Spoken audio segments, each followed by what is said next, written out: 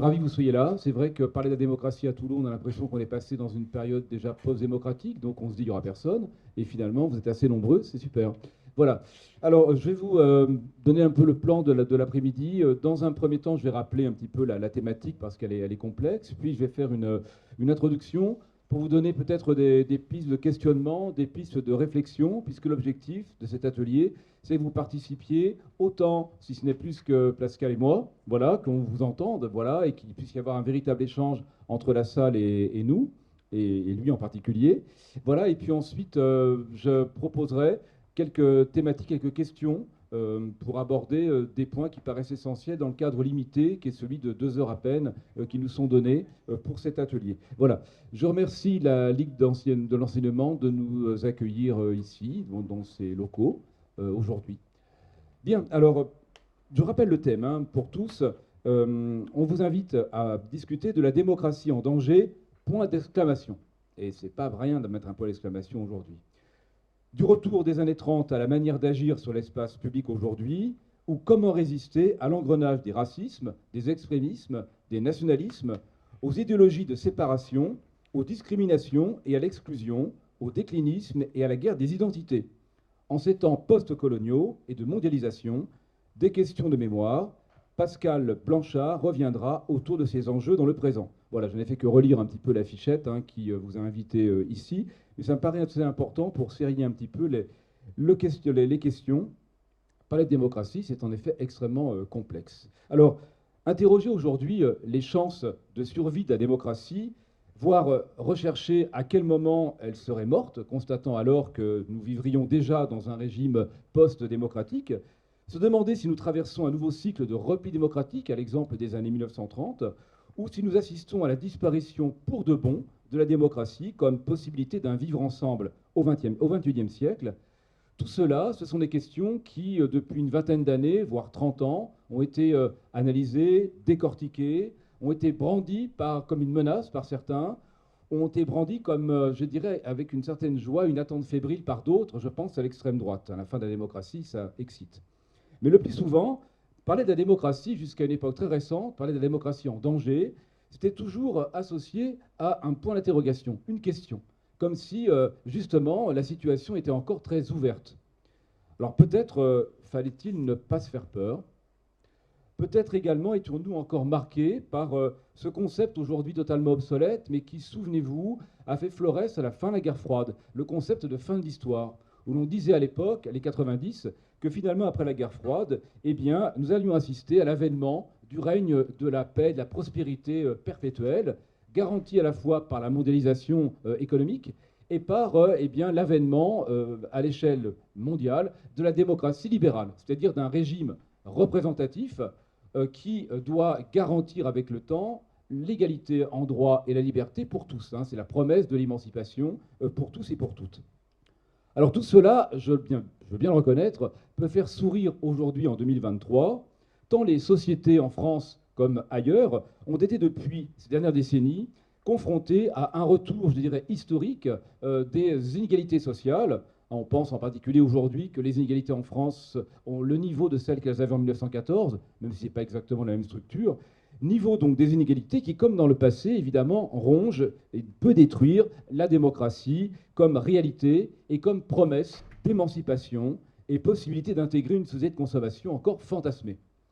Alors la démocratie aujourd'hui, elle semble accompagner plus qu'empêcher ou freiner un processus de marginalisation et d'exclusion de masse au profit d'une minorité, ce qu'on appellera une oligarchie, accaparant peu à peu l'essentiel de la fortune et des pouvoirs par tous les moyens. Alors dira-t-on alors que la démocratie ne sert plus à rien, ou alors que nous ne sommes déjà plus en démocratie? Ça peut être un des axes de réflexion de cet atelier aujourd'hui. Parallèlement, les effets de la mondialisation sur les plans culturels, géopolitiques, migratoires, ont contribué à mettre en cause un modèle démocratique jugé désormais plus occidental qu'universel, présenté souvent comme un avatar de l'impérialisme des puissances postcoloniales, dont la France fait partie, dénigré encore comme un appendice du capitalisme anglo-saxon, ressenti enfin, en particulier à l'extrême droite, mais bien au-delà aujourd'hui, ressenti comme déstructurateur de cohésion nationale, comme agent dissolvant l'efficacité économique, comme promoteur des femmes et des minorités, et certains s'en désolent, promotion des minorités et des femmes au détriment des traditions conservatrices, rebaptisées en hâte, vous le savez, identité essentielle et irréductible. Dira-t-on alors que la démocratie est dangereuse ou qu'elle n'est plus capable ou pas capable de créer un commun, un désir de vivre ensemble? Enfin, les menaces de plus en plus palpables qui sont liées au réchauffement climatique, à l'épuisement des ressources naturelles et à l'effondrement de la biodiversité conduisent à penser que l'avenir est à la précarité, aux guerres pour les ressources, à l'effondrement du modèle consumériste et donc à la fin de la démocratie qui, dans l'histoire, n'a jamais résisté aux grandes crises. Alors il résulte de tout cela des sociétés fracturées sur tous les plans, des sociétés désenchantées par rapport à la démocratie, en panne de futur, sauf pour des minorités d'activistes qui sont toujours taxés d'être utopistes, soit par des nostalgiques d'un passé révolu, des conservateurs, qui font de leur conservatisme une base idéologique et émotionnelle pour parvenir au pouvoir et instaurer des régimes plus ou moins autoritaires, des régimes de régression socio-culturelle, d'exclusion assumée, qui nous mèneraient donc à des guerres civiles larvées ou totales. Dira-t-on alors que nous n'avons plus le temps pour la démocratie et que face à la promotion de modèles autoritaires comme la Chine et de régimes illibéraux qui se sont multipliés en Europe, peut-on dire que la démocratie non seulement est sur la défensive, mais est prête aujourd'hui à vaciller bel et bien? Alors pour finir cette introduction, dans un pays comme la France aujourd'hui, l'actualité et l'histoire de ces 10 dernières années, pour faire court, accréditent largement, vous le savez, un déclin historique des libertés publiques, une montée en puissance d'un autoritarisme d'État et de violation de l'État de droit, un affaiblissement de tous les contre-pouvoirs, une montée en puissance de pensées non démocratiques, la confrontation de positions idéologiques radicales éloignées de la culture du dialogue et du compromis caractérisant traditionnellement la démocratie, un fatalisme enfin favorable à une démission démocratique possible de la part de pans entiers de la société. Alors Pascal Blanchard, il est temps de parler de lui, qui est à mes côtés, historien, chercheur associé au Centre de recherche d'histoire internationale et d'études politiques de la mondialisation à Lausanne, ainsi que co-directeur du groupe de recherche HAC, regroupant plusieurs centaines de chercheurs et chercheuses sur les thèmes de la colonisation, des migrations et du postcolonialisme, est là pour nous aider à nous questionner, nous alerter. Si la démocratie est bel et bien en péril, pouvons-nous encore agir pour la sauver, la transformer, voire la recréer? Si oui, comment? Par un engagement de type révolutionnaire, en acceptant le recours à la violence, par le choix d'investir les institutions qui existent aujourd'hui, les restes de contre-pouvoir, etc. On pourra en discuter. Alors Pascal Blanchard a montré il y a quelques années déjà dans quelle mesure notre temps faisait écho à la crise des années 1930, qui conduisirent, vous le savez, à l'effondrement démocratique que l'on sait. Parallèlement, et au plus proche du cœur de ses recherches sur la question coloniale au sens large, il a montré à quel point la crise sociale et politique actuelle est imbriquée dans une crise du vivre ensemble qui passe par la prégnance en France d'une culture coloniale, raciste, nationaliste, nostalgique, ayant puissamment contribué à l'incapacité des Français, gouvernants et gouvernés dans leur majorité, à se confronter vraiment au passé colonial, c'est-à-dire à une histoire multiséculaire qui est consubstantielle à l'histoire de la République. La société française est dans les faits pluriculturelle, mais l'incapacité à concevoir l'idée d'un cosmopolitisme commun a conduit à des guerres de mémoire, à une confrontation délétère entre des positions idéologiques radicales et d'exclusion au sein de la société. Alors, pour toutes ces idées-là, certaines seront développées tout à l'heure à 18h. Si vous êtes encore là, si vous tenez le coup, venez à la librairie de Charlemagne à 18h pour la présentation du livre que Pascal a co-dirigé. Donc, cette histoire globale de la France coloniale, où il sera question en particulier de toutes ces questions-là. Alors, dans le temps limité qui nous est donné, il sera peut-être difficile d'aborder à fond toutes les questions qui ont été soulevées ici. Cependant, cette crise multidimensionnelle, multifactorielle que nous traversons aujourd'hui, dès qu'on l'aborde par un angle d'attaque, elle nous permet de tirer comme un écheveau et donc d'aborder toutes les facettes du problème qui apparaissent à partir de cet éclairage particulier. Je veux dire, pour être plus précis et plus clair, qu'à partir de la question postcoloniale aujourd'hui, eh bien, on s'aperçoit que l'on peut évoquer toutes les composantes de la crise démocratique. Voilà. Alors, je vous propose de débattre ensemble de certains points particuliers, en insistant peut-être plus sur les recherches de Pascal Blanchard. Et tout d'abord, par rapport aux années 30, une première question sur les années 30.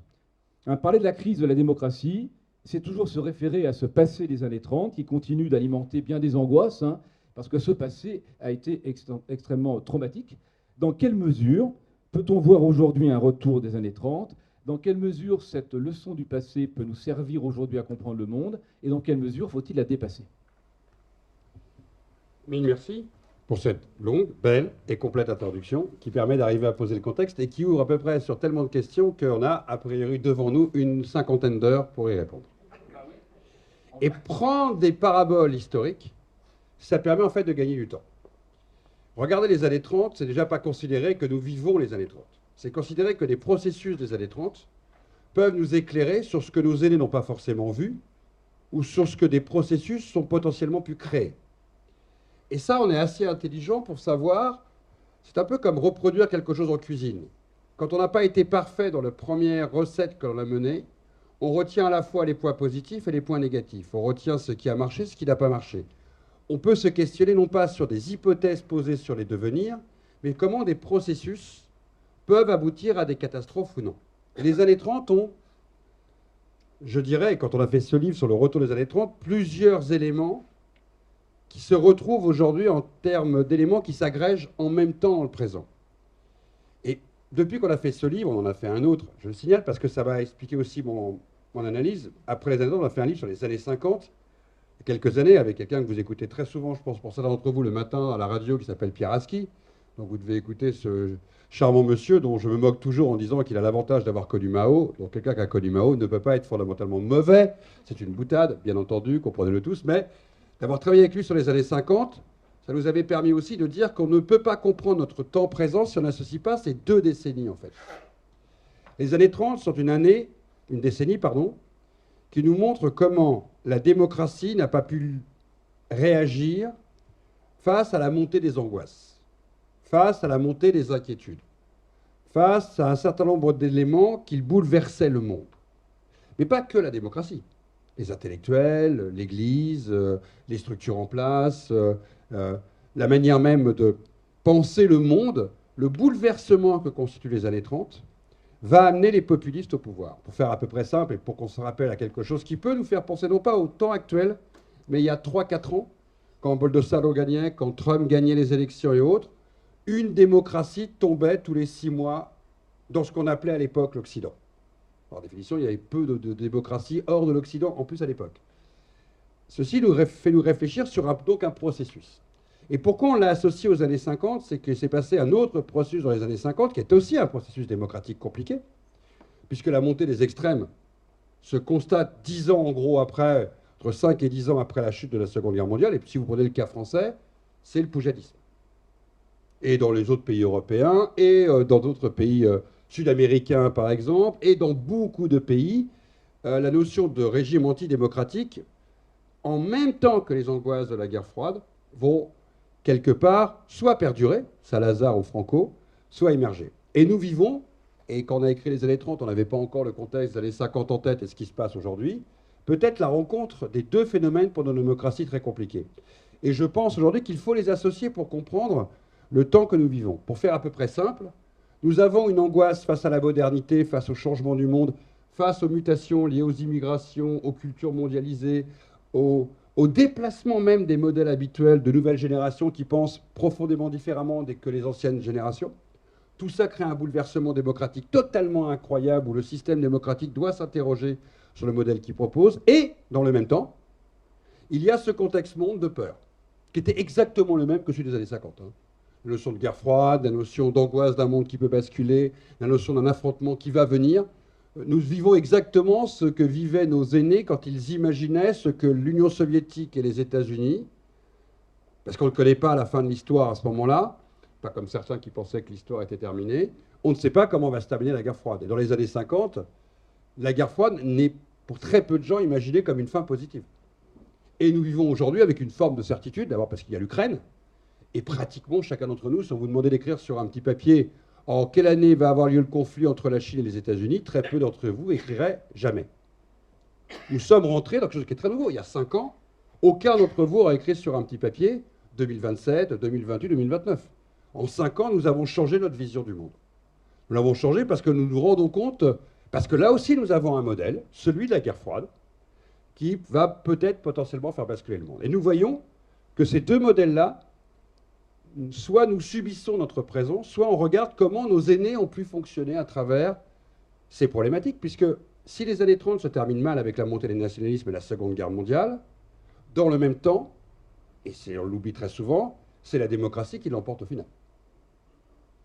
C'est fondamental à dire parce que si je prends le modèle de la guerre froide, c'est aussi la démocratie qui l'emporte au final. Après, on pourra débattre pendant des heures de ce qu'est la démocratie américaine. Nous sommes d'accord. Mais ce n'est pas le système soviétique qui l'emporte. Et si on discute de la Première Guerre mondiale, qui est le point de départ de ces événements, notamment pour les années 30, c'est la démocratie qui l'emporte face à deux empires qui s'effondrent. En gros, l'Empire austro-hongrois et l'Empire ottoman. Donc la démocratie ne perd pas toujours. Hein. Elle ne perd pas quand elle est capable d'arriver à penser le monde qui l'entoure. Et d'accepter aussi ses mutations. Il n'y aurait rien de pire que de penser que notre capacité à penser le monde doit être quelque chose de figé. La démocratie, depuis toujours, s'est adaptée au nouveau modèle. Elle s'adapte au modèle de l'angoisse, par exemple, au lendemain de la sortie de la Première Guerre mondiale, qui est très très proche du modèle que nous vivons aujourd'hui, d'un sentiment de déclin de l'Occident. Sort à peu près un livre tous les 3 mois, majeur, dans les années 20, 21, 22, 23, sur un Occident qui s'effondre, que ce soit les Henri Massy, que ce soit les Stodrap et autres aux États-Unis ou en Allemagne, ou des gens comme Chamberlain. Tout le monde voit un Occident qui serait en train de perdre quelque part sa primature, sa manière de diriger le monde. Et ça angoisse. Ça angoisse des pays qui se prétendent démocratiques. Nous savons aujourd'hui, notamment vous, mesdames, que ce système démocratique est un peu limité avant 1920. Et quand je dis 1920, je ne parle pas de la France encore, puisqu'il faut encore attendre 25 ans, mais pour l'Allemagne, les États-Unis ou l'Angleterre, qui au début des années 20 vont donner le droit de vote aux femmes. Donc déjà, c'est un système démocratique qui fait débat. Et c'est un système démocratique qui fait débat quand on se place dans une vision universelle et globale, puisque les minorités non blanches ont rarement eu le droit de vote avant les années 60. Que ce soit dans des systèmes ségrégés comme les États-Unis ou dans les ex-empires. Mais parlons quand même de démocratie pour expliquer qu'il s'oppose à des systèmes de domination forte. Et la notion de déclin, qui va amener au système des années 30 et à la montée en puissance des extrêmes, qui ont le sentiment qu'il faut une réaction face à ce déclin, est exactement le sentiment qui, depuis une dizaine d'années, monte, s'installe. Certains viennent d'employer un terme, notamment un président de la République, sur le mot de décivilisation, par exemple, qui s'inscrit parfaitement dans cette dialectique-là. D'ensauvagement de la société, auraient dit certains il y a une dizaine d'années dans une campagne électorale, notamment en 2017. Et puis, il y a 30 ans, un Chevènement aurait prétendu le mot d'ensauvagement ou de bande de sauvages ou de sauvageants qui occuperaient la société. Si vous regardez une traçabilité jusqu'à Jean-Marie Le Pen dans les années 70-80, vous allez retrouver quelque chose qui explique que nous vivons des sociétés qui seraient en déclin pour des processus différents. L'un des premiers processus, l'un des plus récurrents et des plus, je dirais, permanents sur le temps long, sur 50 ans, c'est bien sûr l'immigration. Non pas l'immigration perçue comme un processus froid, calculé, où on se pose la question de l'assimilation ou de l'intégration. Pas du tout. On se pose la question de l'immigration comme un processus qui va, quelque part, atteindre les identités de ceux qui vivent dans le pays en tant que natifs. Et atteindre les identités, c'est toucher à une forme d'équilibre. De quelque chose qui est presque dans une logique écologique. Hein. C'est de dire qu'il ne faut pas déstructurer ce qui est. Et ça, la démocratie, elle est très embêtée pour parler d'identité.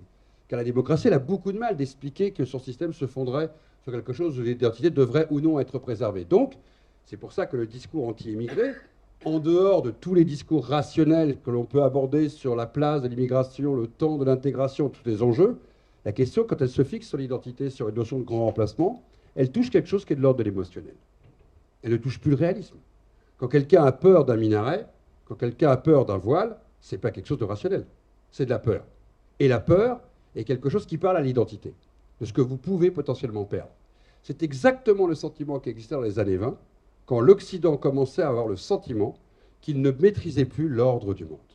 Et les Mussolini qui sont montés, puis après les Hitler qui vont monter, et les Franco qui vont arriver, et les Salazar, et les ancêtres d'Orban en Hongrie, et toutes ces nations, et pas qu'en Europe. Je vous rappelle que les mouvements ultranationalistes au Mexique jusqu'en Irak, en Amérique du Sud, émergent dans les années 30. Le BJP, qui est aujourd'hui au pouvoir en Inde, de Modi, est un parti qui naît dans les années 30. Et dont les références sont le nationalisme, à la fois italien, comme japonais, comme allemand de ces années-là. Ce n'est pas qu'un modèle qui correspond à une époque. C'est un modèle de réaction qui correspond à une situation, à une peur. Et cette peur ambiancée des années 20, qui amène à la grande crise des années 30, nous vivons à peu près la même peur. Et nous vivons en fait une réaction, quand on regarde le discours des ultranationalistes, ou qu'on regarde le discours des intellectuels du temps, ou qu'on regarde le discours des polémistes du temps, qu'ils aillent de Bruckner en passant par Éric Zemmour ou en revenant à Finkielkraut, sont des discours assez proches. Des discours de réaction de ces élites, pamphlétaires ou non, qui écrivaient dans ces années 20-30. Et ils produisent d'une certaine manière des partis politiques ou des mouvements d'ordre, de sécurité, d'épuration ethnique, d'anti-volonté de politique migratoire aux frontières, qu'elles soient de l'Europe ou autres, jusqu'à des processus qui vont très loin. Si vous regardez ce qui se passe aujourd'hui et qui s'est passé dans les grandes social-démocraties aussi européennes à l'époque, avec des partis de gauche qui commencent à se poser la question de l'immigration, et l'exemple danois, pour ceux qui l'ont un tout petit peu regardé dans la presse, que je vais résumer en une fraction de seconde, un parti social-démocrate qui gagne les élections et qui, dans son programme, a pour objectif zéro immigré. Certes, avec une soi-disant politique d'intégration, ce qui n'est pas totalement faux quand on regarde dans le détail le programme danois, avec, je crois, ça m'aimerait bonne, 275 lois ou micro-lois ou réformes votées en 10 ans sur la question de l'immigration au Danemark, avec un mouvement de gauche qui est au pouvoir, c'est très clair. On pourrait après discuter entre nous si on reste un mouvement de gauche dans ces cas-là, mais ils se prétendent, et les électeurs de gauche votent pour eux, avec un discours qui est clairement de dire plus de nouveaux immigrés. Et avec un système draconien aux frontières, draconien pour les réfugiés, et un système qui part de l'hypothèse que les classes populaires ne sont plus capables de diriger le processus migratoire. Pour des raisons économiques, identitaires, on peut débattre pendant des heures de ce qui ont poussé les Danois à aboutir à ça. D'ailleurs, ce n'est pas hasard si tous les ministres de l'Intérieur vont au Danemark actuellement, ou tous les porte-paroles comme le nôtre au niveau du gouvernement vont au Danemark pour voir le phénomène. C'est que le Danemark est devenu le modèle que tout le monde observe, puisque quelque part, ça déculpabilise les gens de droite en disant que des gens de gauche ne veulent plus d'immigrer, donc on a compris pourquoi ils y vont, c'est pour ça que Ciotti a fait le voyage. Et de l'autre côté, ça permet à des sociodémocrates de se dire, bah, si on peut dire ça à nos électeurs, on va récupérer beaucoup d'électeurs. En tout cas, nous avons là affaire à la fois à un processus électoral, un discours, un ébranlement aussi de valeurs qui étaient exactement les mêmes dans les années 30. C'est pour ça qu'à Doriot décrochera du Parti communiste dans les années 30 en France. C'est pour ça qu'à Bergerie décrochera des radicaux. Ou c'est pour ça que vous aurez d'autres personnes du Parti socialiste à l'époque, la SFIO, qui décrocheront de la gauche classique et qui aboutiront à des ultranationalismes ou à des mouvements de réaction face à ces phénomènes. Et puis, et je vais terminer là-dessus avant de te laisser la parole, je ne vais pas être trop long sur cette question-là, les années 30 nous amènent aussi quelque chose qui est fascinant à suivre, c'est de se rendre compte que c'est un phénomène qui a été mondialisé. Ce livre qu'on a fait sur les années 30 est aussi un livre d'images. Pourquoi je dis que c'est important les images? C'est qu'on peut très souvent théoriser, mais des phénomènes de foule, de masse, de manifestations, d'événements majeurs, quand vous les voyez en images, vous comprenez en quoi ils ont eu des résonances sur leur temps. Et je me rappelle d'étudiants qui étaient venus à une conférence et qui regardaient une image où on voyait à peu près 5000 militants du parti nazi américain défiler en 1937 à New York. Et d'un seul coup, dans l'imaginaire collectif, certes, on a le Ku Klux Klan qui manifeste, mais pas forcément des gens avec des croix gammées défilant dans New York. Et on se rend compte de la mondialisation de ce qu'on est en train de dire. Trump, aujourd'hui, Bolsonaro, Modi, ce qui se passe au Japon, les contraintes démocratiques qui se passent dans beaucoup de pays, ce qui se passe en Russie actuellement avec l'Ukraine, ou ce qui se passe dans certains pays européens comme la Pologne, ou ce qu'on vient de dire le Danemark, ou la Hongrie, ce qui vient de se passer avec Meloni en Italie, tout ça, ce ne sont pas des phénomènes nationalistes indépendants les uns des autres. Nous vivons quelque chose dont on se rend bien compte qu'il est d'ordre du collectif, qu'il est de l'ordre d'un mouvement du monde qui se pose des questions. Et je le dis à des étudiants avec qui j'étais il y a 3 jours dans une conférence, aujourd'hui la plus belle analyse qu'on puisse faire, seul dans sa tête avant d'en parler avec d'autres, c'est d'essayer de comprendre pourquoi, par exemple, des Outre-mer français, en 2022, votent au premier tour Mélenchon et au deuxième tour Marine Le Pen. D'abord, ça nous oblige à être beaucoup plus modestes sur les hypothèses qu'on peut tenir en disant « je connais la réponse avant de poser la question », parce que là, ça calme tout le monde. Hein. On s'arrête, je rappelle qu'il y a 20 ans, on empêchait Jean-Marie Le Pen d'atterrir en Guadeloupe. Petit détail, ça a un peu changé quand même. Maintenant, sa fille, au deuxième tour, gagne les élections.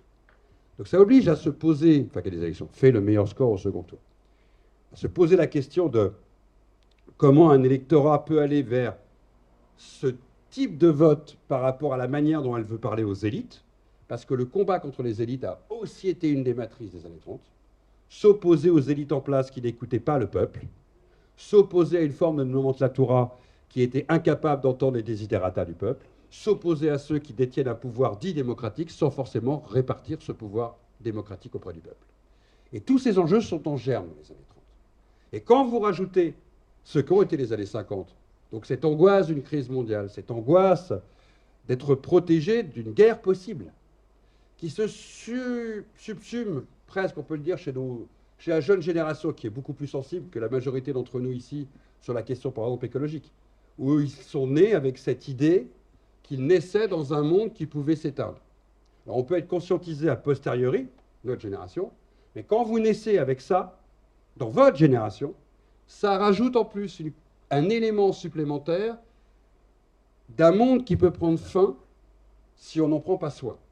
Donc c'est ça qu'il faut regarder. Et accepter cette idée que la démocratie, non pas en tant que système idéal du vote partagé, mais la démocratie en tant qu'acceptabilité qu'ensemble on peut être plus fort à partir du moment où on ne cherche pas un autoritarisme pour réagir, expulser quelqu'un, agir, comment la démocratie est capable de digérer ces angoisses racistes et de peur de l'autre, digérer ces phénomènes mondiaux de potentiellement de guerre et donc d'être capable d'être puissante dedans, donc là l'histoire nous sert, digérer les peurs d'un futur qui en termes écologiques fait question, et donc être capable d'aller puiser dans le passé, non pas des réponses absolues, mais de comprendre comment des mécanismes, comment des réflexes, comment aussi des manières de lutter, ou des fois, et c'est tout le débat, et je te laisserai là-dessus réagir par rapport à ce qu'on s'est dit tout à l'heure, le débat qui oppose actuellement le premier, qui n'est pas un débat de personne, mais je pense qu'il est un vrai débat d'idées. Je l'ai eu il y a quelques jours dans une réflexion avec d'autres intellectuels qui se posent eux-mêmes la question, qui n'ont pas une bonne réponse ou qui n'ont pas la réponse là-dessus. Est-ce que c'est la méthode de Macron pour combattre l'extrême droite qui est la bonne? On oublie le passé et on combat le présent et l'électeur. Ou est-ce ce qu'a dit la Première ministre en considérant qu'il ne fallait pas oublier d'où venait le Front National quand on doit le combattre, sinon on oublie l'essence de qui il est, même si ceux qui sont par définition un héritier, c'est plus la seule lui qui a porté le discours hier, hein. C'est bien le principe de l'héritier. Est-ce que l'héritière aujourd'hui est fondamentalement à regarder aussi dans sa traçabilité historique pour la combattre? C'est une question de fond. Je ne suis pas sûr que j'ai la bonne réponse. En tout cas, c'est une question de fond parce que nous sommes confrontés, comme dans les années 30, à apporter une sacrément bonne réponse à la question. Nous sommes passés d'un temps où l'hypothèse théorique d'une extrême droite pouvant gagner une élection nationale, qu'elle soit territoriale ou à l'échelon national comme une présidentielle, était de l'ordre du champ des possibles, mais totalement exceptionnel, à un ordre aujourd'hui où, à Londres, les bookmakers anglais, aujourd'hui, quand vous voulez parier, si vous voulez gagner des sous, vous ne pariez pas sur Marine Le Pen puisqu'elle est en tête chez tous les bookmakers. Vous pariez sur un outsider. Bayrou. Oui, vous savez, il est classé 7e. Hein. Donc, si vous voulez gagner un peu d'argent, il faut jouer plutôt la classe de Bayrou. Hein. David, voilà. Vous voyez, non, mais aujourd'hui, vous ne gagnez pas d'argent en misant sur Marine Le Pen pour la prochaine présidentielle. Elle est en tête chez les bookmakers anglais. Et ça n'est jamais arrivé. En gros, depuis la Seconde Guerre mondiale, qu'une personnalité d'extrême droite soit considérée comme potentiellement, Poujade a fait peur en son temps, mais jamais personne n'a pensé qu'il pouvait accéder au pouvoir. Très clairement, Tixier-Vinoncourt a fait peur, mais on n'a jamais imaginé qu'il pourrait arriver au pouvoir. Jean-Marie Le Pen nous a fait peur parce qu'il a empêché un second tour que nous aurions imaginé comme étant assez naturel politiquement. Il a bouleversé une règle du jeu, mais nous n'avons pas imaginé qu'il puisse arriver au pouvoir. Et sa fille nous a fait peur plusieurs fois, sans pour autant que dans notre fort intérieur, nous doutions qu'une mobilisation nationale puisse empêcher qu'elle y accède. Aujourd'hui, nous savons qu'il y a potentiellement un électorat, ce qui n'est plus la même chose, un électorat qui, de manière positive, c'est-à-dire sachant pourquoi il le fait, peut aller voter pour Marine Le Pen aujourd'hui pour qu'elle puisse gagner une élection nationale. Parce qu'il s'est passé un contexte, et nous avions le même dans les années 30, qui faisait qu'aujourd'hui, dans des grandes démocraties comme la France, pas seulement la France. Hein. Nous avons vu en Angleterre la manière dont ça s'est passé. Je viens de citer le Danemark, et le Danemark est une très grande démocratie. Hein. On peut débattre pendant des heures de la situation actuelle du Danemark, mais c'est une démocratie. L'Amérique est une démocratie. Et le Brésil est une démocratie. Et l'Inde, je rappelle à tout le monde, est la première démocratie au monde. Donc, ces phénomènes, d'une certaine manière, peuvent tout à fait nous impacter, y compris dans des pays qui ont des longues pratiques démocratiques. Et selon un processus totalement démocratique, puisque je le rappelle, ou alors ça a changé, dans ce pays, maintenant, tout le monde vote pour une présidentielle. Donc ce sera une élection totalement démocratique qui pourrait amener un parti comme le Rassemblement national au pouvoir demain, et sur des fondements très rationnels d'analyse du temps présent pour l'électeur. Nous ne sommes pas que dans de la peur. Il y en a. En tout cas, c'est un des débats que nous amènent les années 30 et qui était l'ouverture de notre sujet aujourd'hui. Ok, merci. Alors, donc, comme c'est un atelier, l'objectif, c'est que vous preniez le plus possible aussi la parole. D'accord, voilà, et que ce ne soit pas simplement un dialogue, question-réponse entre Pascal Blanchard et moi. Alors, par rapport ce poids du passé, donc, hein, ce passage à l'E30 aujourd'hui, par rapport à ce qu'a dit Pascal Blanchard, est-ce que certains d'entre vous ont envie de lui poser des questions complémentaires ou d'apporter donc un élément de réponse ? Même si on ne va pas consacrer les 2 heures à cette question, mais voilà. J'entends les références historiques aux années 30 et aux années 50. Mais ici, vous êtes à Toulon, dans le Var. Et les références historiques ici, c'est des années 80-90. Je vous rappelle que Toulon a été une des premières villes à basculer en faveur de l'extrême droite. Actuellement, ce n'est pas seulement la ville de Toulon, c'est l'ensemble du département. Il y a 8 députés, 7 Front National. Je voudrais avoir les références historiques. Il n'y a pas que des incultes dans le Var. Et si on allume son téléviseur, il y a beaucoup de documents historiques sur les périodes que vous avez évoquées. Moi, je m'interroge sur... il n'y a pas de horde de migrants dans le Var. Il n'y a pas une misère, on n'est pas menacé directement par les pays du Maghreb, etc. Mais le fait est que c'est le sentiment et les partis politiques dominants ici. Donc, comme tu veux, ouais, je préfère le ping-pong parce qu'après on se perd sur les réponses. Et généralement, celui qui répond oublie la première question qui a été posée et monsieur va être frustré. Bien sûr que vous avez raison. Et ce qui s'est passé dans les années 70-80, qui est la première vague électorale de la montée en puissance du Front National, puis après les années 90-2000, qui sont les premiers résultats électoraux qui vont asseoir une première génération d'élus et de villes conquises ou de régions avec 96, et puis en fin de compte maintenant l'arrivée d'un certain nombre de députés qui font l'un des groupes les plus importants au Parlement, sont les étapes d'une montée en puissance qui est d'ailleurs assez lente par rapport à la montée en puissance habituellement des partis populistes. Le Front National et maintenant le Rassemblement National a plutôt une longue histoire parmi des partis populistes qui généralement ont des histoires beaucoup plus courtes politiquement. Vous avez entièrement raison et vous êtes dans un contexte régional, territorial qui est aussi particulier. Parce qu'il y a toujours eu, parce qu'il y a une présence pied noir, je dirais une strate électorale qui favorisait un type d'électorat qui n'existait pas dans d'autres régions, et ce n'est pas un hasard si le Front National a fait des scores dans des régions assez tôt, soit des régions qui étaient touchées par des graves crises économiques, donc qui pouvaient donner une forme de potentialité électorale, mais qui n'a pas été la première vague. Les premières vagues qui ont été favorables au Front National ont été soit des terres de forte immigration, mais surtout des terres avec une culture pied noir qui, quelque part, avait déjà amené un électorat potentiel, mais surtout des militants qui étaient à la base, dans les années 70, de la création du Front National, et qui a été, dans les dialectiques du Front National, au moins jusqu'aux années 90, un élément majeur, qui a petit à petit après été édulcoré par d'autres, mais l'histoire en lien avec la guerre d'Algérie, et d'ailleurs c'est pour ça que je n'étais pas forcément d'accord avec la dialectique sur Vichy, le Front National n'est pas que l'enfant de Vichy. Le Front National est l'enfant de Vichy et de la guerre d'Algérie. Et c'est la dialectique des deux, d'ailleurs, qui fait son succès. Ce n'est pas simplement le fait qu'il ait la continuité dessus. Vous avez entièrement raison, cette période est fondamentale, mais elle a amené, je dirais, c'est un peu comme la Ligue en Italie. Ça territorialisait un parti. Je dirais même que ça réduisait ce parti, non pas à l'échelle nationale en termes de potentialité électorale, mais d'abord à un résultat qui était très régionalisé. C'est plus le cas. Aujourd'hui, le Front National, même sur mes terres bretonnes, il fait des scores. Alors qu'on a tout. J'ai grandi avec des phrases en me disant jamais le Front National, on en parlait encore à midi. Richard, nous étions ensemble avec des amis, et les gens, rappelez-vous, il y a encore 15 ans, on n'imaginait même pas que la Bretagne, un jour, il y a un vote et les Front National. Il y est, le Rassemblement National fait des scores même en Bretagne, parce qu'aujourd'hui, il est passé à quelque chose sur ses fonds premiers baptismaux, où il avait un imaginaire, où il avait des relais territoriaux, Perpignan par exemple, où il avait des relais qui existaient, je dirais, liés à l'histoire, d'une certaine manière. Maintenant, on est sorti de ce cadre premier. Ça ne veut pas dire qu'il a disparu. Hein. Je pense qu'il fait partie d'une des stratifications. Mais on est rentré dans autre chose. On est rentré dans quelque chose qui est beaucoup plus vaste aujourd'hui. Dans la ruralité, comme dans les grandes villes, comme dans les périphéries, sur des populations du nord, du sud, de l'est ou du sud-ouest.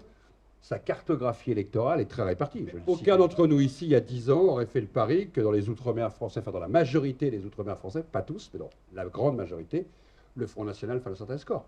Ça aurait été inimaginable. Ce qui montre qu'il a totalement muté, aussi dans son électorat. Et vous avez raison de dire que l'électorat sud, que Benjamin Stora a même appelé sudiste, je vous rappelle dans un de ses livres, en essayant de le caractériser et de l'expliquer, est un électorat qui était directement lié avec cette double approche, un électorat de culture pied-noir en partie, ce n'est pas le seul électorat, mais aussi une présence migratoire qui a été très vite stigmatisée dans le cadre de ces élections et qui a amené à des succès électoraux. Pas les seuls, hein, je le dis bien, puisque les succès électoraux, notamment dans les régions, n'étaient pas du tout dans les régions pied-noires, en 96, pas seulement. Et puis qu'il y a eu des succès après électoraux dans l'Est et dans le Nord de la France pour de tout autre raison que simplement l'immigration. En même temps, quand on interroge un électeur une électrice du Front National, du Rassemblement National, il n'y a plus besoin de rappeler ce que pense le Front National de l'immigration. Je dirais que ça, c'était la graine qui a été semée dans les années 80-90. L'électeur qui vote FN ou RN, il le sait. Ça fait partie, je dirais presque, de l'ADN. Et c'est comme si vous aviez un électeur de l'ancien Parti Socialiste qui venait dire qu'il est pour les classes populaires, ou un membre du RPR qui vient de vous expliquer qu'il est pour le patrimoine. Vous voyez ce que je veux dire? Il n'y a pas besoin de le dire. On le sait. On sait si on n'irait pas à son meeting. Je dirais que Marine Le Pen n'a même plus besoin de dire ce qu'elle pense, ou ce qu'elle imagine, ou la manière dont elle appréhende la question migratoire. Donc c'est pour ça qu'elle peut aujourd'hui déployer son discours sur d'autres questions. Parce que dans la tête de l'électeur, ce que représente Marine Le Pen aujourd'hui, c'est l'arrêt de quelque chose. Ce quelque chose, il pourrait prendre beaucoup d'heures à expliquer là. Hein. Mais vous l'avez vite compris. Quand il vous parle de primo-arrivants, quand on parle dans les médias de primo-arrivants, généralement, les lecteurs du Front National ou du Rassemblement National, ils sont fous du primo-arrivant. Il n'en veut plus de nouveau. Il vous parle surtout des 3 générations qui sont déjà là. Hein. Ou de ce qu'il voit à la télé. Ou de la peur de l'église qui disparaît. Ou du minaret qui est construit.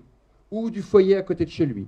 Ou d'une jeune femme dans la rue qui parle voilée. Qu'elle soit 1000 ou une, l'affect, je dirais, la manière d'appréhender en termes identitaires, c'est ça qui prime. Et c'est très complexe parce que ce n'est pas forcément lié à des politiques publiques. Là, on est en train de parler de jeunes, par exemple, de 3e ou 4e génération, qui ne rentrent presque plus dans aucune politique publique spécifique, sauf quand ils sont dans la territorialisation de la politique de la ville. Mais s'ils ne sont pas dans un quartier politique de la ville, il n'y a plus aucune politique qui s'adapte à eux au nom de la solution. Et puis pourquoi il y en aurait, vu qu'ils sont la 3e génération intégrée? Par définition, il ne devrait plus y en avoir. Sauf que, dans l'imaginaire collectif de ces électeurs et d'une grande partie des électeurs de droite, et je viens de le dire, d'une partie des électeurs de gauche, c'est d'eux dont on parle. Cette 3e génération qui, pour eux, c'était le même discours dans les années 30, ne pourront jamais être français. Qu'ils en aient 3, qu'ils en aient 4, qu'ils en aient 5, qu'ils en aient 12 générations. Hein. Puisque la perception, elle est de dire intégration impossible, assimilation impossible, fusion impossible, opposition identitaire impossible, potentialité de risque de perdre notre propre identité gauloise, donc impossible, religion différente, incapacité d'arriver à avoir une paix civile puisqu'ils amènent l'insécurité. Je peux vous faire la longue litanie de quelque chose qui, en fin de compte, n'est pas vraiment lié en réalité à la politique migratoire actuelle, mais qui est lié à 30, 40, 50, 70 ans d'histoire. Et sur les territoires qui correspondent, dans la perception des gens, à quelque chose qui était donc déjà digéré par les pieds noirs. C'est pour ça que l'électorat pieds noirs a stimulé quelque chose beaucoup plus vite que le reste du territoire, c'est qu'eux disaient on ne va pas recommencer la guerre d'Algérie ici. Et donc ils étaient déjà préparés, ou ils anticipaient déjà une capacité à se retrouver vers le Front National en termes des élections. Donc à Toulon, notamment, pas qu'à Toulon, Marseille aussi, Nice, rappelons-nous mettre des médecins à Nice par exemple. Donc il y avait ce terreau qui, à mon avis, est une des clés d'explication et qui a très très vite été un terreau sur lequel on surfait aussi bien d'ailleurs des hommes de gauche que de droite. Rappelez-vous Frêche à Montpellier. Parce que c'est un électorat qui aussi a été travaillé par la gauche. Les années Frêche ont été un parfait révélateur, pas que d'ailleurs dans sa ville, hein, dans toute la région, parce que je rappelle qu'il a aussi emporté la région. Et il y a eu un travail qui a été fait également à l'intention de cet électorat-là, y compris avec l'électorat harki d'ailleurs à une époque, parce qu'il y avait... On votait, je pense, encore pour ces raisons-là à ce moment-là. Je pense qu'aujourd'hui, c'est un petit peu plus complexe. Je ne suis pas sûr qu'un électorat pied-noir en tant que tel existe véritablement encore aujourd'hui, dans ce qu'on peut appeler les descendants de pied-noirs. Hein. Parce qu'il y a très peu d'études là-dessus qui sont faites. On sait juste une chose qui est très intéressante, qu'il y a quelques travaux qui sont en train d'émerger, que dans des communes où il y a des présences pieds-noirs, quand des jeunes, des moins jeunes d'ailleurs, s'engagent dans la vie politique, très souvent, ils demandent d'avoir des délégations liées à la mémoire et autres. C'est une manière de perpétuer une forme de reconnaissance dans le temps, et on le voit, Alain Russiou a fait un très bon travail, que Roland connaît bien, sur la perpétuation des plaques, des noms de rues, des monuments funéraires et autres. On continue à inaugurer beaucoup de monuments à l'Algérie française dans le sud de la France. Ce n'est pas terminé. Donc on pourrait penser que le temps s'est arrêté. Pas du tout. Le processus continue parce que marquer le territoire, ça correspond pour cette troisième génération de continuer à marquer l'histoire. Et une histoire très particulière qui, elle, s'inscrit parfaitement dans un récit identitaire. Oui, alors, comme le temps passe, je vais rebondir un petit peu sur ce que vient de dire Pascal. Il aborde plus ou moins directement la question identitaire. Et donc on pourra venir sur les années 30 à un moment donné. C'est vrai que dans votre livre sur l'histoire globale de la colonisation, vous évoquez une guerre des identités aujourd'hui qui est toxique pour la démocratie. Moi, j'aimerais savoir dans quelle mesure on peut parler de guerre des identités aujourd'hui et surtout essayer de comprendre comment je dirais, la question identitaire a réussi à s'imposer comme une question prioritaire dans le débat national aujourd'hui. Ah oui. Peut-être déjà une chose qu'il faut se dire, c'est que ça fait toujours peur à gauche de parler d'identité. C'est-à-dire qu'on a dénigré pendant très très très longtemps les gens qui osaient dire qu'ils avaient une identité, qu'ils avaient peur de la perdre. Alors je vais me faire peut-être vous surprendre en tant qu'homme de gauche, mais je ne considère pas que c'est une insulte de parler d'identité. Au contraire, je pense que questionner les identités est d'abord quelque chose qui nous permet de comprendre qu'elles existent. Moi je suis breton. J'ai mis énormément de temps à comprendre que j'étais breton. Non mais je vous assure, j'ai mis du temps à comprendre. Parce que ce n'était pas dans ma culture de bon petit parisien de m'intéresser au terroir d'où je venais. Ça rentrait même pas dans mes affects. Et puis avec le temps, c'est rentré, je ne sais pas comment, dans des questions que j'ai commencé à me poser sur qui j'étais, certainement, et autres. Et puis que ça faisait quelque chose d'être attaché à un terroir, à une terre, pour certains, on l'appelait un folklore. En tout cas, de considérer que l'identité, ce n'était pas quelque chose qui était simple. Et puis j'ai travaillé avec des gens qui commençaient à parler d'identité en considérant qu'on n'avait pas les mêmes mémoires, mais qu'on pouvait avoir la même histoire. C'est une manière d'expliquer que nous n'avons pas le même récit, donc les mêmes identités, et en même temps, pourtant, on partage la même histoire, on vit dans le même pays. Et donc d'accepter cette idée que l'identité, ça pouvait vouloir dire quelque chose. Comme mon ami Lilian Thuram ou un autre ami Abdel Malik, avec qui je fais des conférences, les deux, parlent d'identité, l'un venant de Guadeloupe, l'autre de son quartier de Strasbourg, mais avec des origines en Afrique, leur récit identitaire n'est pas un récit négatif, c'est un récit d'un parcours qui n'est pas le même que le mien. Et pourtant, on vit dans le même pays, on partage plein d'idées communes. Mais là-dessus, on n'a pas la même identité. On peut en discuter pendant des heures, non, et puis c'est pas grave d'ailleurs. Puis il n'y a pas de problème. Donc l'identité, c'est pas quelque chose en soi de mal. Je le dis parce qu'on a souvent la crainte de considérer que dès qu'on emploie le mot identité, qui a tellement été marqué au fer rouge par la droite et donc l'ultra-droite, qu'on n'aurait plus le droit d'employer ce terme. Et donc, quand on n'a plus le droit d'employer un terme, on est très très mauvais pour l'analyser.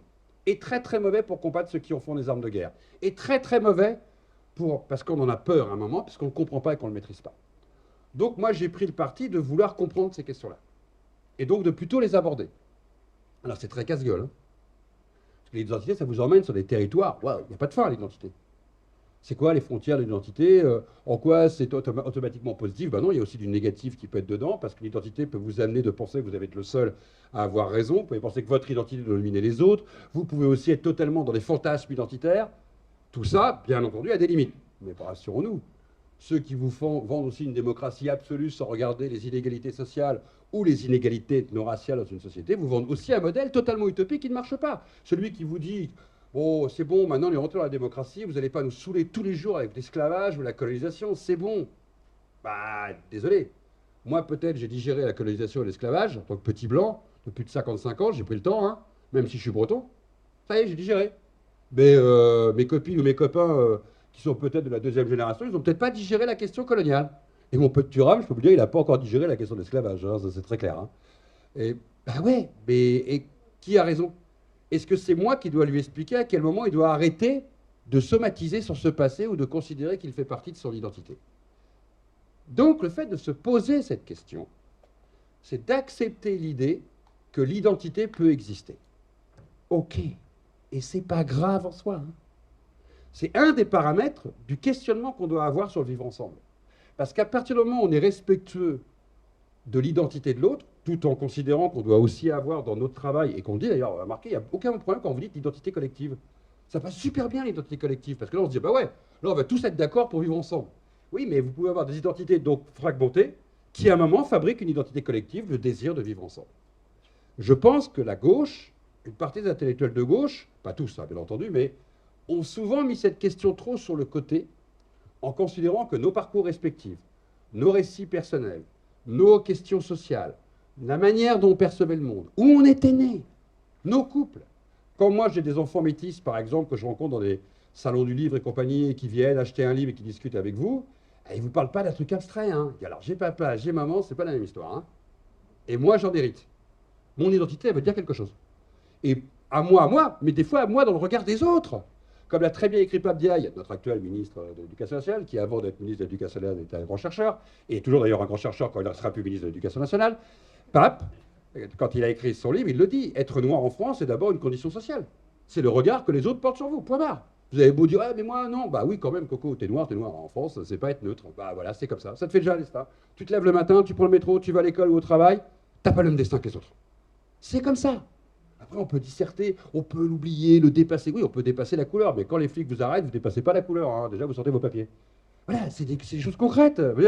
Et oui, après s'être rasé le matin, on ne vit pas de la même manière dans la société de tous les jours. Ces questions, elles sont très importantes parce qu'elles nous permettent d'un seul coup de regarder les enjeux du présent en s'interrogeant justement sur ce qu'on peut appeler des fois les angoisses identitaires. Vous avez remarqué qu'on sait que souvent, des fois, sur des territoires où il y a zéro immigration, le vote Rassemblement national peut être très important. Cette peur de voir arriver sur un territoire, et là on l'a vu à Saint-Brévin. Excellent exemple. Hein. D'un seul coup, petite ville bourgeoise, station balnéaire parfaite, sous les pins, tout se passe bien, on joue à la pétanque, c'est le bonheur. Ah, il va y avoir un foyer, c'est terminé, c'est la panique, c'est l'angoisse, l'extrême droite s'en empare, le maire doit démissionner. Superbe laboratoire de compréhension. La peur identitaire de l'envahissement. À travers en plus le modèle incroyable d'une école juste à côté, boum, terminé. La panique identitaire. Et cette panique identitaire, c'est quoi?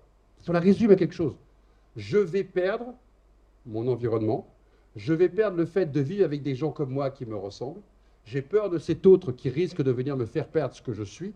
Et là, l'identité, on voit qu'elle peut, à partir du moment où elle n'est pas travaillée, qu'elle n'est pas interrogée, qu'elle n'est pas aussi fortement... comment dire le mot? Je cherche un terme de dire... qu'on n'essaye pas de parler aux gens en leur expliquant que ce n'est pas mal d'être dedans, ben les gens, qu'est-ce qu'ils font dans ces cas-là? Ils vont voter dans l'urne pour le défendre sans oser en parler ouvertement. C'est fini, maintenant on parle ouvertement qu'on vote Rassemblement national. Hein, le temps où on n'en parlait plus depuis 7-8 ans est dépassé. Encore que sur certains plateaux, certains de télé auraient du mal à le dire. Mais ça y est, maintenant les gens le font parce qu'ils disent c'est mon dernier recours, puisque personne n'entend ma problématique identitaire, ou ce que j'ai à dire. Il y a eu un très beau livre qui est sorti, Good Art, et je terminerai là-dessus, sinon je vais être trop long, c'est un sujet fascinant, mais j'ai peut-être pas très bien répondu à ta question, d'ailleurs, en effet. Hein. Mais Goodhart a écrit un livre, je résume, il a été traduit en français, ceux qui vivent ici et ceux qui pourraient vivre partout. Et il définit nos sociétés occidentales, alors lui pour la société britannique, mais quand on lit le livre, on voit que c'est pas tellement éloigné des Français. Un tiers des gens vivent à 30 km, alors en Angleterre c'est 34 km, ne me demandez pas pourquoi, c'est le calcul qu'il a fait, à 34 km de l'endroit où sont enterrés leurs grands-parents. Et voilà, ça c'est à peu près un tiers des gens qui peuvent être riches ou pauvres, mais qui vivent sur un terroir. Et ce qui va se passer sur ce terroir, c'est plus important que tout le reste. Ce qui va venir impacter leur terroir, le perturber, le violenter, le défendre, l'écologie. Donc des gens qui vivent, mais qui vivent sur ce territoire. Vous avez un tiers des gens qui pourraient vivre partout. il les appelle de nulle part. On pourrait, moi, mon fils, vous dites demain matin qu'il est muté à Berlin, ben, il va bosser à Berlin, vous annoncez qu'il part à New York, il part à New York. Mais le migrant qui traverse la Méditerranée, pareil, il peut être de partout. Hein. Pareil, c'est pas une classe sociale.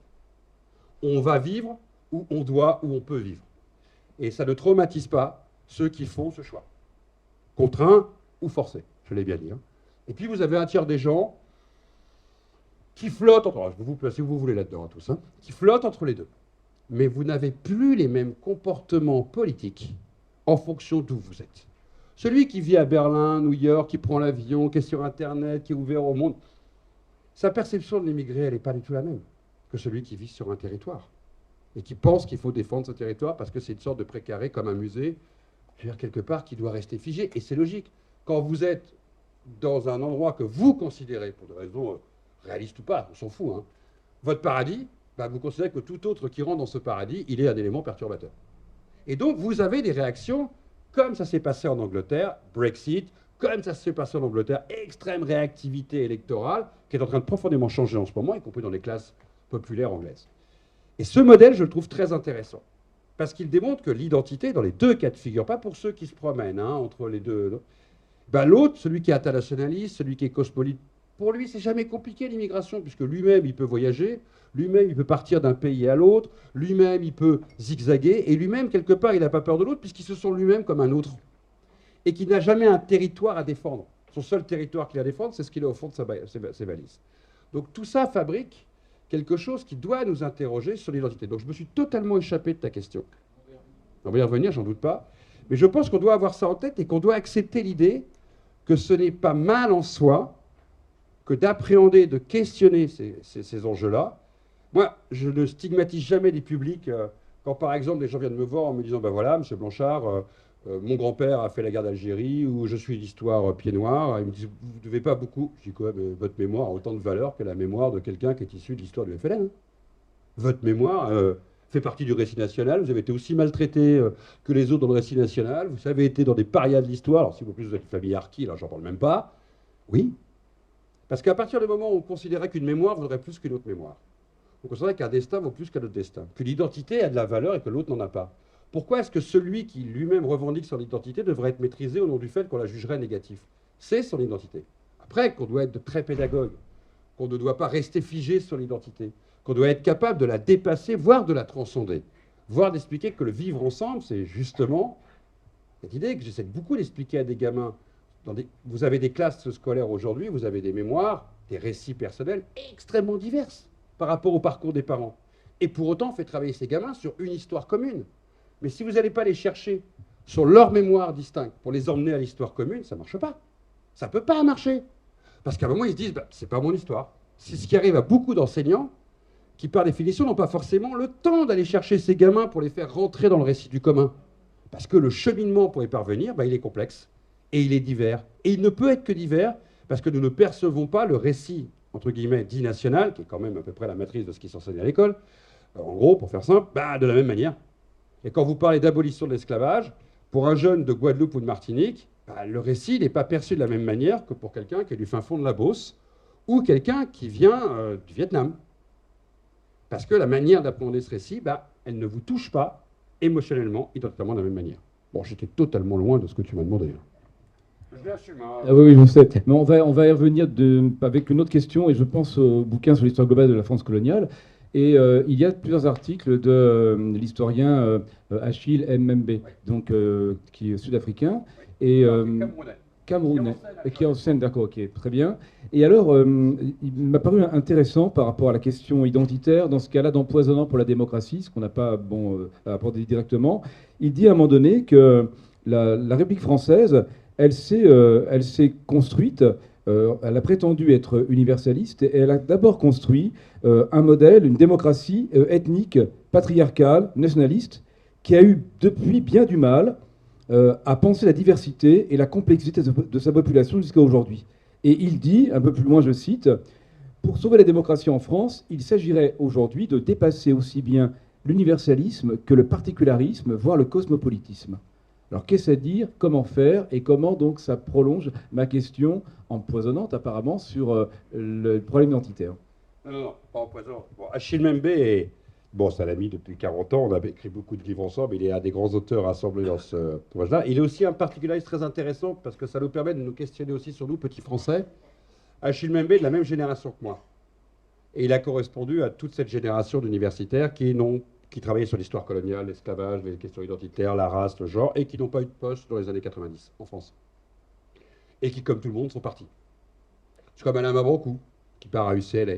C'est Dominique Thomas, qui, pareil, part en Californie. C'est Nicolas Boncel, qui part à Lausanne. C'est toute cette génération d'universitaires qui, dans les années 90-2000, n'avait pas de place. Et Achille aurait dû être un des très grands universitaires en France. Il a fait ses études en France avec moi, à la Sorbonne. Et ben, il partira. D'abord au Colestria, puis après à Duke aux États-Unis, et aujourd'hui il enseigne à Johannesburg. C'est une des plus grandes stars au monde sur l'histoire coloniale et post-coloniale et l'histoire aujourd'hui aussi. Son dernier livre s'appelle Brutalisme, pour vous montrer sur quoi les sujets sur lesquels il travaille. Il est autant philosophe qu'historien. Et en fait, ce qu'il interroge à travers cette phrase, c'est notre non-capacité à interroger nos processus historiques qui nous ont amenés où on en est aujourd'hui. Interroger l'universalisme, c'est pas qu'interroger l'idée universaliste. C'est interroger ce qu'on en a fait. Pardon, on peut aussi faire un peu d'histoire. Moi, je suis historien. Hein. Je m'arrête juste, je dis, tiens, je vais ouvrir la porte avec la Révolution française, je prends les valeurs universelles, et je regarde, jusqu'à peu près aux années 70-80, qu'est-ce que ça a produit. Alors, ça a dû produire des choses qui ont été l'apport des Lumières au monde, et qui sont des choses qu'on peut cocher dans une case en disant brillant. Et puis, les valeurs universelles ont aussi amené le colonialisme, c'est ce qui t'explique. Pourquoi? Parce que cette idée d'amener la lumière au monde, bah, dans les colonies, on ne l'amenait pas juste avec des livres. On l'a amené avec une forme autoritariste, violente, conquérante, et au nom des mêmes valeurs de la République. Hein. Et en plus, dans le cas français, on était particulier. Les Anglais n'ont jamais fait croire à quelqu'un qu'ils amenaient la liberté. Hein. Nous, en plus, on allait libérer les peuples sur la terre entière et les amener à la lumière. Et il dit, c'est ça que vous n'avez pas interrogé, les gars. Il faut les interroger, ces questions-là. Parce que sinon, vous êtes handicapé de votre propre analyse mémorielle sur qui vous êtes, et vous fabriquez un monde idéal incomplet. Et deux, ceux qui sont vos interlocuteurs et aujourd'hui vos concitoyens. Petit détail de l'histoire, bah, ils disent que vous oubliez un truc quand même, c'est comment ça s'est passé dans la réalité. Donc il dit on doit automatiquement questionner comment la démocratie a fonctionné. Et si, mesdames, je vous interroge 2 minutes sur le principe démocratique, je pense qu'il n'y en a pas beaucoup d'entre vous ici qui vont trouver normal qu'il a fallu à peu près plus d'un siècle et demi pour qu'on découvre que les femmes puissent voter. C'est un peu long quand même. Le processus n'a pas été très rapide, on va dire. Et que donc on peut interroger la notion de démocratie quand on met 150 ans à découvrir que le droit de vote peut être partagé. Et qu'en plus, pendant de nombreuses décennies, les hommes ont expliqué pourquoi les femmes ne devaient pas voter. Hein. Ça n'a pas juste été un truc passif. Ah, on a oublié 150 ans, mince. Non, non, il y a eu un processus, une culture, un discours, des stéréotypes, des images, des tentatives électorales au Sénat, à l'Assemblée nationale, avec des chants dont on connaît tous les noms qui ont été votés et qu'on dit non. Non, non, non, non, non, les femmes ne votent pas. Puis on ne peut pas dire que c'était partout pareil. Hein. Je rappelle qu'avant nous, l'Angleterre a voté, avant nous, l'Allemagne a voté, avant nous, les États-Unis ont fait voter les femmes, et avant nous, la Turquie a fait voter les femmes. Donc on ne peut pas dire qu'on n'avait pas des modèles à côté pour comprendre. En plus, on est quand même le seul pays au monde, ironiquement, qui a eu 3 secrétaires d'État sans le droit de vote. Des femmes. C'est extraordinaire en 1936. On fait un truc seul au monde. Hein. C'est presque ironique. Moi, quand je dis ça, les élèves ne me croient pas. Hein. Je dis, si, on a eu 3 secrétaires d'État sous le Front populaire, désignés alors que les femmes ne votaient pas. Les gens vous regardent, disent, mais on est fous dans ce pays. Oui, oui, on est fous. Vous pouvez être assez mûr pour être secrétaire d'État, mais pas assez mûr pour voter. Waouh. Donc on voit bien que le questionnement démocratique, le questionnement de l'universalisme, le questionnement même de ce qu'on appelle dans nos sociétés nos valeurs intrinsèques, doivent être à un moment remises en question, non pas parce qu'elles doivent être abandonnées, c'est pas ce que dit Achille. Ce qu'il dit, c'est que nous ne pouvons pas les représenter comme des étendards si nous ne questionnons pas ces questions à l'aune de l'histoire et de ce que nous en avons fait. D'où les débats, et ça avec Roland, on a eu 1000 fois des conversations sur les nouvelles formes d'antiracisme et les difficultés dialectiques qui peuvent exister entre des formes d'antiracisme anté-post-coloniales ou post-post-coloniales, coloniaux, c'est très complexe parce qu'ils n'appréhendent pas la question de la même manière. Vous avez peut-être des jeunes issus de l'immigration post-coloniale qui vont dire un blanc ne pourra jamais comprendre les questions du racisme parce qu'il ne les a pas vécues. Et parce qu'ils considèrent que les blancs n'ont pas pu à un moment faire cette bascule de compréhension de ce qu'a été le processus de domination. Et certainement que le travail, dans l'analyse que nous en avons fait, n'a pas été assez prégnant pour arriver à comprendre d'où venaient ces processus. Achille va encore des fois même beaucoup plus loin, quand il dit, en fait, nous avons vécu pendant très longtemps une démocratie idéale sans véritablement la questionner. Et que nous devons rentrer maintenant dans quelque chose qui sera une véritable démocratie. C'est très utopique, et il est très utopiste. Et j'aime bien parce que c'est pour ça que je l'aime. Hein. Des fois, il est trop utopiste dans le sens où, là, le travail qu'il est en train de faire, par exemple en Afrique, actuellement sur la démocratie, on lui a dit l'autre jour, je ne pense pas que le système politique ou démocratique ne peut qu'être une utopie absolue. Je pense qu'il y a une forme de pragmatisme aussi dans la démocratie. C'est mon point de vue, hein. Des fois je m'oppose à lui là-dessus. Par contre, là où je le rejoins à 100%, c'est sur cette capacité maintenant de devoir dire les choses pour arrêter de vivre sur des chimères sur lesquelles ont vécu nos aînés. Et des deux côtés du miroir. Et pour être très provoquant, je vais donner deux exemples. Le premier exemple qui est de considérer, par bonne conscience, qu'en rendant des biens à l'Afrique culturelle, on va tourner la page coloniale. Alors d'abord, expliquez-moi pourquoi on le fait qu'avec l'Afrique. C'est la bonne conscience? Alors on ne le fait pas avec l'Océanie, on ne le fait pas avec l'Amérique du Sud, on ne le fait pas avec l'Asie, on ne le fait pas avec le Maghreb. Sur le Maghreb, on va rendre quelques... mais c'est surtout l'Afrique noire. Et en rendant quelques objets, on pense que la question coloniale, une fois pour toutes, va être tournée et qu'on va payer une dette. Il y a quelque chose là-dedans, d'une morale assez simpliste. Bien sûr qu'il faut rendre... Avant qu'on me dise que je ne veux pas rendre des biens culturels, il faut rendre des biens culturels, mais pas les rendre comme ça. Pas les rendre pour ça, et pas les rendre au nom de ça, et pas penser que ça va solder l'affaire. L'histoire coloniale mettra très longtemps à être digérée. D'abord, elle a duré 5 siècles, si vous remontez à peu près à l'histoire en commençant avec les conquistadors, et elle est bien plus complexe que de penser que quelques objets vont régler le problème. Les objets ne sont qu'un des éléments d'un mapping beaucoup plus complexe. Et puis de l'autre côté, je me rappelle d'une histoire, ça va nous ramener notre jeunesse, mon cher Roland, des sans-papiers, qui à Paris, devant une église, ont une énorme banderole. Hier, tirailleurs sénégalais, aujourd'hui sans-papiers, des droits. Et je vais les voir, je leur dis, ton grand-père était où? Je me dis, comment ça, mon grand-père était où? Ben, je dis, oui, ton grand-père était où? Quelle tranchée? Il a fait Verdun? Je dis, non, c'est allégorique. Ah, parce que t'es noir, l'allégorie voudrait que parce qu'il y a eu des tirailleurs sénégalais noirs, des sans-papiers noirs auraient le droit d'avoir des papiers. Donc moi, en tant que blanc, parce que blanc, j'ai des droits. Eh ben non. Non, des deux côtés, nous fabriquons quelque chose qui est une chimère et qui est une fausse démocratie. Et qui sont des faux principes qui ne nous conduisent pas à une vraie égalité.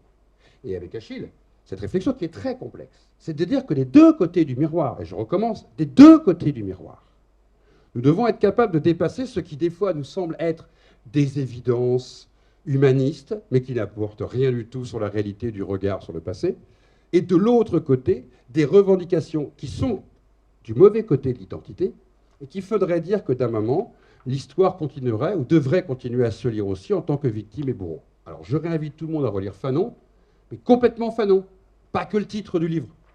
Lisez Fanon, vous allez voir, ça va vous faire du bien. Lisez aussi ceux qui ont critiqué à un moment cette incapacité à se penser dans nos sociétés, et là donc de droite comme de gauche. Je me rappelle tout le discours des années Mitterrand, que j'ai connu après avec un autre ministre de l'Éducation nationale, celui-là de droite, où le discours des années Mitterrand sur la question coloniale, c'était de dire, nous n'allons quand même pas raconter cette histoire à des enfants de ce que nous avons fait à leurs grands-parents. C'était le discours. Et il était très conscient. Je rappelle que Mitterrand était le plus grand ministre des colonies de la 4ème République, donc au moins il savait de quoi il parlait. Hein. Et la droite a continué derrière sur la même dialectique. Ce qui fait de cette question de non-regarder, de non-comprendre dans une société qui quand même, excusez-moi, on en parle avec monsieur, il s'est passé des choses en matière migratoire, notamment des ex-pays qui étaient colonisés, hein, entre-temps. Et donc quand vous êtes un prof et que vous devez enseigner l'histoire coloniale, pas simple dans votre classe. Vous faites comment?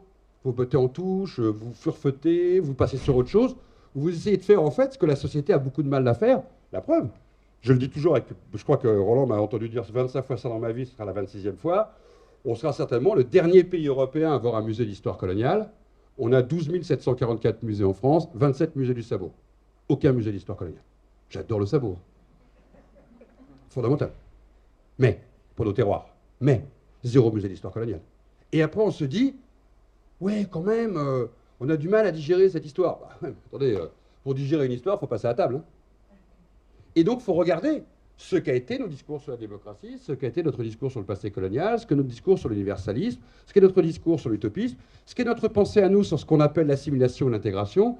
Ça veut dire quoi ces enjeux-là à l'aune de ce qu'a été le réel de ces enjeux, de ce que nous avons fait de ces enjeux-là, pour comprendre dans le présent pourquoi ça fonctionne ou pas, Pourquoi peut-être certains s'en remettent en question? Pourquoi même le débat sur l'universel doit être questionné dans justement sa vraie dimension universelle? Parce qu'être universel à Paris, quand vous êtes à Bamako, à Johannesburg, à Pointe-à-Pitre ou à Paramaribo, on le voit bien actuellement, la question de Mayotte et des Comores à l'aune des questions universelles, bah, c'est pas facile à gérer. Hein. C'est pas la boîte de Pandore universelle qui vous amène les réponses immédiates. Donc ça veut dire qu'il faut s'autoriser à aller questionner très en profondeur tout ça, comme le dit Achille. Et Achille est un grand spécialiste de l'histoire coloniale. Il connaît bien l'histoire de son pays, qui a été le Cameroun, qui est un des pays les plus paradoxaux dans cette histoire impériale française. Et il sait aussi les tropismes qu'il y a actuellement, puisqu'il s'occupe pour le président Macron. Je le dis parce que c'est important de voir qui il est. Alors que c'est un des plus grands critiques post-coloniaux aujourd'hui. Pour le président Macron, il porte la politique de la France pour essayer d'arriver à régénérer la démocratie en Afrique. Et en même temps, pourquoi la France voulait faire ça aujourd'hui? Parce que la France a fait n'importe quoi en Afrique en 35 ans, là. Ça va lui prendre 50 ans d'ailleurs. 50 ans. Aujourd'hui, la France est mise à la porte partout en Afrique. De ne pas avoir été capable à un moment d'assumer ce qu'a été l'histoire, de ce que la France a été, de ce qu'a été la France-Afrique, on se retrouve, je crois que c'est 8e, 9e puissance économique en Afrique francophone. On se retrouve aujourd'hui vilipendé dans beaucoup de rues. On se retrouve avec notre armée française qui a été mise à la porte de 3 pays. On se retrouve aujourd'hui beaucoup plus perçus comme des conquérants que comme des protecteurs. Et on se retrouve perçus comme des antidémocrates face aux Russes, qu'on ne peut pas dire que c'est les plus grands démocrates que la Terre ait portés. Et à côté des soldats français, les gens de Wagner ont l'air de grands civilisateurs. Super le bilan. Donc si on ne questionne pas tout ça, à l'aune de l'inefficacité de notre modèle d'aveuglement, de ce qu'on a été, et d'être capable de comprendre, ici comme ailleurs, que l'on doit remettre en question ces paradigmes et remettre en question notre propre récit utopique, ah ben on va aller au mur. Et on ne va pas au mur d'une manière théorique, parce que si on vivait qu'entre nous, on peut dire « Ah, ces pauvres Français ne comprennent rien à l'histoire du monde ». Mais le entre nous n'existe plus. Nous vivons dans un monde mondialisé, nous voyageons, nos enfants se marieront de plus en plus de manière métissée dans les 10 ans, 20 ans, 30 ans qui viennent. Nos rues sont métissées, nos quartiers le sont. Nous-mêmes irons peut-être, je l'ai dit tout à l'heure, un tiers des gens iront peut-être vivre. Nos enfants qui font Erasmus à l'université ont fait leurs études dans d'autres villes européennes, dans le reste du monde. Désolé de le dire, on bouge. Dans ce monde, ça continuera à bouger. Et les mélanges seront de plus en plus nombreux. Et si on arrive avec nos certitudes sans être capable d'arriver à penser justement, les gens douteront à un moment de notre modèle. Parce que Achille, il est comme moi. Notre modèle est imparfait. Alors, je ne vais pas plagier une vieille phrase sur la démocratie, mais notre modèle est imparfait, mais il est quand même le meilleur modèle qui a été posé comme utopie.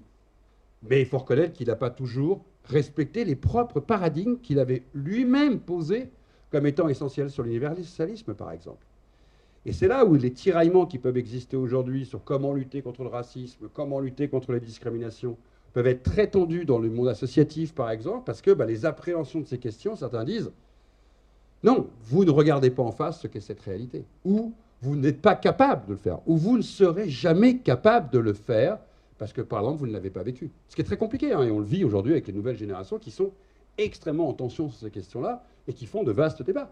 De vastes débats dont je n'ai pas forcément toutes les réponses là-dessus, mais en tout cas, qu'Achille est un de ceux, et je vous invite à le lire, un de ceux qui est intellectuellement ose les poser et ose aussi partir sur des pistes intéressantes. Son dernier livre, Brutalisme, je vous assure, il faut être décontracté pour le lire parce que c'est bien costaud, mais c'est très intéressant sur le fait que nous vivons dans un monde où la brutalité, par exemple, est devenue quelque chose qui est de l'ordre du monde aujourd'hui. Et en même temps, il le questionne en disant « Mais le monde a toujours été brutal. » Sauf que maintenant, la brutalité est devenue, pour nous, quotidienne. Juste une chose, je dis toujours à mes étudiants, aux étudiants que je rencontre, et ça c'est fondamental à comprendre, dans une journée, un jeune de 20 ans voit autant d'images en scrollant sur son portable que nos grands-parents toute leur vie. Je recommence. Un jeune de 20 ans, en scrollant sur son portable, voit autant d'images en une journée que nos grands-parents dans toute leur vie. Ça vous change la manière de préhender le monde. Donc quand il dit nos grands-parents voyaient autant d'images brutales, mais en toute une vie, quoi. Aujourd'hui, le gamin, il en a vu autant une journée. Mais il faut penser comme ça. Et vous avez tous en tête les dernières images de brutalité que nous avons vues il y a 24 heures dans ce pays. C'est-à-dire que si on avait été il y a un siècle ou il y a 200 ans, vous seriez un dans la salle à avoir vu. Et encore, on en a entendu parler par oui-dire. Je veux dire, ça change beaucoup de choses. L'événement n'est pas forcément moins présent ou plus présent, mais l'événement est beaucoup plus présent dans notre inconscient, dans notre visibilité. Et la brutalité du monde, les enjeux du monde de cette brutalité, les actes qui nous donnent le sentiment d'un monde beaucoup plus violent, Enfin, et j'écoutais l'autre jour, parce que ce n'est pas du tout ma spécialité, des gens qui sont spécialistes en criminologie, par exemple, qui vous expliquent que il y a 50 ans, il y avait 10 fois plus de criminalité dans tel type de domaine. Il y a un siècle, vous imaginez la brutalité sur les femmes, il y a un siècle, enfin, quand vous tombez sur... Il n'y avait pas de statistiques à l'époque, mais quand vous tombez sur les hypothèses qui sont tombées sur la brutalité des époux sur leurs femmes, mais vous hallucinez. Mais en même temps, nous ne l'avons pas vécu de la même manière. Et je ne vous parle même pas de la brutalité de 14-18 dans les tranchées, hein, qu'on est en train de vivre directement avec ce qui se passe en Ukraine. Sauf que l'Ukraine, vous le vivez en live. Et ça change beaucoup de choses. Parce que nous avons le sentiment, et c'est ce qu'épie dans son dernier livre Achille, et c'est important, hein, parce que le sentiment de repli identitaire, de protection, de peur de l'autre, est aussi lié à un sentiment justement de cette brutalité omniprésente que l'autre peut amener en dangerosité. Et nous avons donc cette peur de ce qui peut se passer, parce que nous le voyons. Je me suis un peu échappé, ça c'est à cause d'Achille. Hein. C'est ta faute, Achille. Pardon. Oui, quelques mots peut-être dans la salle. Oui, je vais pas donner la parole depuis un petit bout de temps. Alors... Moi, j'ai une question à Pascal Blanchard. Moi, je suis artiste. Et je vous donne un petit cas pour vous. Et aussi pour Renaud Dely aussi. Ah, c'est pour Renaud, je te la reprends. Oui. C'est pour Renaud Dely, pour Arte, ce n'est pas pour toi. Oui. Je lui donne la semaine prochaine, comme je te l'ai dit tout à l'heure, je fais l'émission avec lui et C'est je lui bien. donne sans faute. Très bien. Alors moi, j'ai une question, comme monsieur a posé la question sur le Rassemblement national. Moi, j'ai un rassemblement, moi je suis à gauche. L'UPES que je suis, moi je voudrais savoir dans le secret de Madame Le Pen. Déjà, il veut sortir de l'Union européenne. Et il est contre la loi migration. Elle a vu cette semaine, je dis, un enfant, c'est terrible. Mais pourquoi Madame Le Pen a tweeté cette haine qu'il veut sortir de l'Europe? Aussi, et sur les mariages pour tous, elle est contre les homosexuels. Ça, c'est ça le Rassemblement national de maintenant. Moi, je vous connais comme historien. Vous faites des commentaristes. Et dans 28 minutes, le club, monsieur. Et moi, je vous parle comme un camarade de gauche. Parce que pour moi je suis une personne trisomie, comme la deux demoiselles aussi. Et je comprends la discrimination dans les collèges et lycées, les collèges de France. Moi, je voudrais comment la droite va sortir du pouvoir. Et aussi, dans 1985 ou 1944, Michel Rocard était dans le Parlement européen et à l'époque, il y avait Jean-Marie Le Pen a dit des insultes vers Rocard et dit il est un ministre européen fasciste. Ça, je vous confirme, monsieur. Donc ça. Et ça, c'est scandaleux pour la France. Et moi, j'ai une dernière question. Aujourd'hui, on est à Toulon. Moi, je vous pose la question. Comment vous faites tout ça dans votre vie, votre imaginaire de tout ça, mais je le sais, vous créez des livres, aussi parler des civilisations, des livres sur le Ku Klux Klan des États-Unis. Moi, je suis pour Trump, pas pour Biden. Biden, il fait mal pour le pays, et Trump, non. Eh bien, compliqué politiquement. Retenu, c'est voter plutôt pour Trump, c'est un sacré parcours politique, mon ami. En tout cas, merci pour votre question et merci pour me suivre sur 28 minutes. Donc, je crois que dans ce que vous avez dit, il y a quelque chose qui est, à mon avis, à retenir, c'est le lien causal que fait le Front National à chaque fois sur chacune des questions. Nous avons un crime qui vient d'avoir lieu sur une personne qui a circulé à l'intérieur de l'Europe et qui est issue d'un territoire non européen. Donc, comme la dénonciation de retrouver les frontières nationales s'oppose naturellement à l'Europe, dans toute la logique même de tout ce qui est un discours nationaliste, même si elle peut avoir des accointances et des amitiés dans le reste de l'Europe, tout va devenir prétexte à une démonstration d'une manière la plus cohérente possible en disant si l'Europe n'existait pas, les frontières seraient fermées d'Europe, cette personne n'aurait pas pu circuler et donc cette personne n'aurait jamais eu la possibilité de quitter la Suède par rapport à la demande de pouvoir être autorisé dans notre pays, l'Europe est donc mauvaise. L'extrême droite a toujours fonctionné selon un mécanisme de causalité, qui soit pertinent ou non pertinent. Ça fonctionne dans la tête des gens, puisqu'à force, non pas de le répéter une fois, si on vous le dit qu'une fois, très rapidement, vous n'allez pas forcément être dans la croyance, ou très peu vont l'être. Par contre, ce qu'il faut regarder, c'est les centaines et milliers de fois, en tweets, en discours, en ouvrages, en messages politiques envoyés, où la démonstration du mal qu'apporterait l'Europe, et je prends l'Europe, j'aurais pu prendre d'autres sujets que le Front National va développer.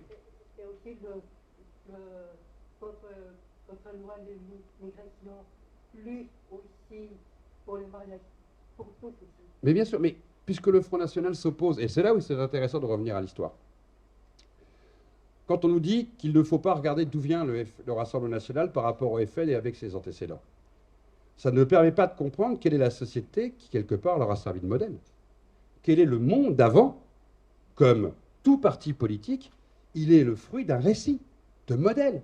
Quand vous écoutez Marine Le Pen, dans ses premières années au Front National, faire référence devant Jeanne d'Arc au 1er mai, à Pétain, à la France de Pétain, quand vous écoutez les discours de Le Pen par rapport justement à l'époque Pétain ou par rapport à l'Algérie française, quand vous entendez les discours s'opposant au mariage pour tous à l'époque de Jean-Marie Le Pen ou à tous les discours anti-européens qui a pu exister, que ce soit chez Marine Le Pen ou son père, vous voyez exactement d'où vient le phrasé politique, la culture politique et le discours. Le danger, et là je ne suis pas d'accord sur la matrice, même si je pense qu'il ne faut pas que se limiter en expliquant qu'ils sont que le fruit de l'histoire, parce qu'ils sont aussi des mutations de ce fruit de l'histoire. Ils ont largement évolué. Ils sont entrés notamment dans la preuve. Le nombre de députés qu'ils ont eus, c'est une nouvelle génération politique qui arrive. Parce que cette nouvelle génération politique, le Front National a appris aussi, d'abord, d'une certaine manière, à normaliser ceux qui allaient être ses élus. Je m'explique. C'était avant, les élus du Front National, la première génération, c'était en gros des militants ou des porte-voix qui étaient très marqués politiquement par rapport à un récit. Eux-mêmes, comme les fondateurs souvent du FN au début, avaient un parcours dans leur tendre jeunesse de militants d'extrême droite extrêmement marqués, avant de devenir des élus européens, par exemple, ou régionaux ou territoriaux. La nouvelle génération ne vient pas forcément de ce parcours-là. La mutation qu'a opérée Marine Le Pen, comme Mélanie d'ailleurs en Italie, comme dans beaucoup de partis d'extrême droite européenne, pas tous, mais dans beaucoup, c'est exact. La Grèce avec Obdoré, c'est un peu différent parce qu'il reste vraiment des vrais fascistes et des nazis. Hein. Eux, on n'a pas de doute. Hein. Mais c'est d'avoir cherché une classe politique qui n'avait pas d'antécédents dans ses parcours, qui en fin de compte était beaucoup plus normalisée dans un électorat territorialisé. Pourquoi? Parce qu'ils ont eu le temps pour eux. 50 ans d'histoire, c'est à peu près le temps où vous formez une nouvelle génération politique qui s'inscrit dans votre parti politique. Et le Front National, dans cette omniprésence du temps pendant ces 50 années, a formé cette génération qui vient d'être élue. Et cette génération, elle ne vient pas d'ailleurs. Elle est une génération Front National et Rassemblement National. Elle est élevée avec les codes de ce temps présent. Elle est parfaitement en phase avec les attentes d'un électorat. Elle est donc beaucoup plus proche de l'électorat actuel qui vote pour elle que l'électorat extrêmement militant qui était obligé de prendre des chemins de traverse pour se faire élire. Oui, je voudrais revenir sur la définition de l'identité, parce que, alors, la question que je me pose, c'est qu'à l'heure actuelle, la problématique sur l'identité telle qu'elle est présentée par les partis d'extrême droite, je dirais même par la droite qui rejoint l'extrême droite à l'heure actuelle, par l'ensemble des médias, bon, etc., c'est une problématique totalement dépassée. Parce qu'on est, en fait, la notion d'identité est liée à la notion d'appartenance à une nation. Il me semble qu'à l'heure actuelle, à l'heure de la mondialisation, d'abord la notion de nation me paraît de plus en plus désuète, je dirais. Vous avez parlé du tiers des jeunes qui peuvent aller partout maintenant, bon, donc c'est désuet. Par contre, l'identité qui me paraît être la plus pertinente, c'est l'identité liée, je veux dire, à la situation économique ou on va dire l'appartenance à une classe sociale. Ça me paraît beaucoup plus pertinent. Alors, je comprends qu'effectivement, on mette la problématique sur l'identité, la peur de personnes d'identité nationale, religieuse, etc. Parce que, bon, alors moi, j'ai ma lecture, hein, c'est, on est dans le cadre capitaliste mondialisé et que ce qu'on appelle les élites ou le grand capital, on va le dire comme ça, à la manière de marcher, voilà, ça l'arrange qu'effectivement on déplace les conflits sociaux sur la notion d'identité nationale. Mais moi, la question, c'est, je me dis, mais c'est totalement dépassé. D'ailleurs, on le voit à travers la jeune génération. Je veux dire, pour les jeunes, il me semble que le racisme, tel qu'il est exprimé par les partis de droite et d'extrême droite, n'existe plus vraiment par rapport aux générations précédentes. Voilà. Enfin, j'ai cette impression. Alors, moi, bon, ça fait longtemps que je n'enseigne plus, mais bon, j'ai enseigné auprès de jeunes lycéens pendant des années, et il me semble que les dernières années, le questionnement, c'est l'écologie et c'est plus le racisme, quoi. Enfin, bon, ce que vous avez dit tout à l'heure. Enfin, voilà, donc... très bonne... Oui. Alors, par rapport à la question qu'a posée Madame, moi j'aimerais la compléter parce que tout à l'heure, tu as dit qu'aujourd'hui, le discours donc conservateur était un discours qui était souvent, qui ont utilisé les mêmes termes, les mêmes vocables que dans les années 30, et qui avait donc une continuité comme ça qu'on remarque, alors que la société a considérablement évolué dans ses mentalités, dans sa composition. Et moi, ma question, c'est qu'est-ce qui se passe? Comment se fait-il que ce discours, qui est apparemment donc extrêmement passéiste, soit autant en phase aujourd'hui avec des pans entiers de la société? Est-ce que ça veut dire que les angoisses, les peurs dont tu as parlé tout à l'heure sont finalement plus fortes que le discours historique, que le discours de l'école, que la raison et que l'évolution des mentalités? D'abord, c'est nous qui pensons que les enjeux identitaires des années 30, par exemple, n'étaient pas autant en conflit que les nôtres qui pourraient paraître complexes. Alors, ce que je viens de dire est très compliqué, donc je vais dire beaucoup plus simplement. Pardonnez-moi. Aujourd'hui, madame, dans le monde qui nous entoure, ce qui n'était, et ce qui d'ailleurs, ce que disait tout à l'heure Achille Mbembe, on doit accepter de sortir nos cerveaux, on peut avoir une identité sociale et la placer au premier rang de nos préoccupations. On peut avoir une identité de genre et la placer au premier rang de nos préoccupations. On peut avoir une identité ethno-raciale et la placer au premier rang de nos préoccupations. On peut avoir une identité mondialisée, écologique, de sensibilité, de partage d'un monde et la placer au premier rang. C'est-à-dire qu'aujourd'hui, la grande différence des années 30, par exemple, l'identité religieuse est encore extrêmement prégnante dans la société française, ou la notion de bourgeois et classe populaire, mais qui sont tout autant des oppositions que celles que l'on vient d'énoncer. Une société qui récuse la question, par exemple, du genre ou d'une sexualité libérée, on l'a vu au mariage pour tous, ça ne fait pas un petit débat, hein, ça fait 4 millions de personnes dans la rue. Hein. C'est un vrai sujet. Et c'est un vrai sujet qui coupe une société en deux.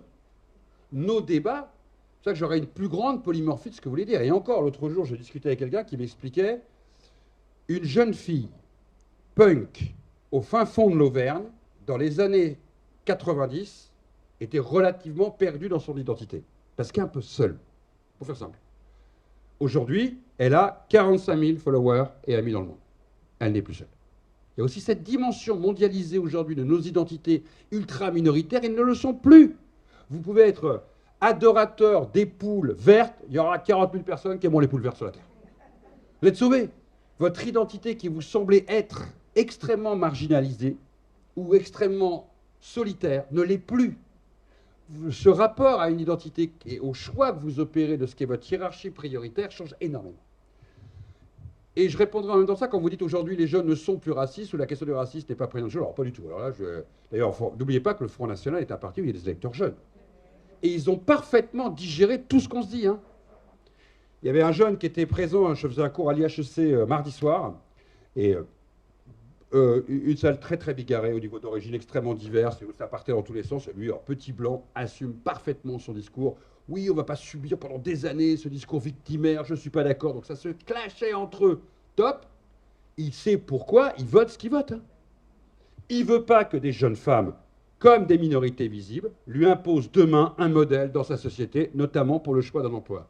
Il dit, moi, je n'accepterai jamais qu'on choisisse un noir à ma place sur un poste, au nom qu'il soit noir. OK ? Il a parfaitement digéré le modèle de société qui se veut égalitariste, avec ses débordements aussi et des choses inacceptables. Pourquoi à un moment, quelqu'un de compétent laisserait une place à une femme pour un poste? OK ? Il a compris. Donc je pense que cette génération-là, elle a beaucoup mieux digéré, ça c'est très clair, tous ces enjeux-là, d'un côté ou l'autre d'ailleurs du miroir, c'est loin d'être terminé, comme pour les enjeux féministes, comme pour les enjeux écologistes, c'est leur génération. Puis eux, ils trouvent vraiment que les aînés, on n'a pas fait le boulot. Hein. On a été mauvais sur l'écologie, mauvais sur le racisme, pour être très clair, on se prend des plombs là-dessus, mauvais sur la question sociale, mais comme ils ne pensent plus la question sociale de la même manière que leurs aînés, puisque eux, ils ne considèrent pas que le travail est une valeur. Ils considèrent que le travail est un des éléments constitutifs de la vie. 5e ou 6e position, en gros. Et encore, quand 5e position, le patron est super content. Hein. Ils sont sur un autre modèle. Ils ont déjà maîtrisé complètement différent leur modèle. C'est pour ça que nos enjeux sont difficilement des fois exploitables, mais je ne pense pas que l'enjeu du racisme soit différent. Un élève me disait quelque chose qui était vraiment essentiel l'autre jour. Vous allez voir, ça va. Moi, j'ai fait un ouvrage qui s'appelle Sexe, race et colonie il y a quelques années, pour travailler sur les rapports de domination sexuelle aux colonies et la violence coloniale. C'est un sujet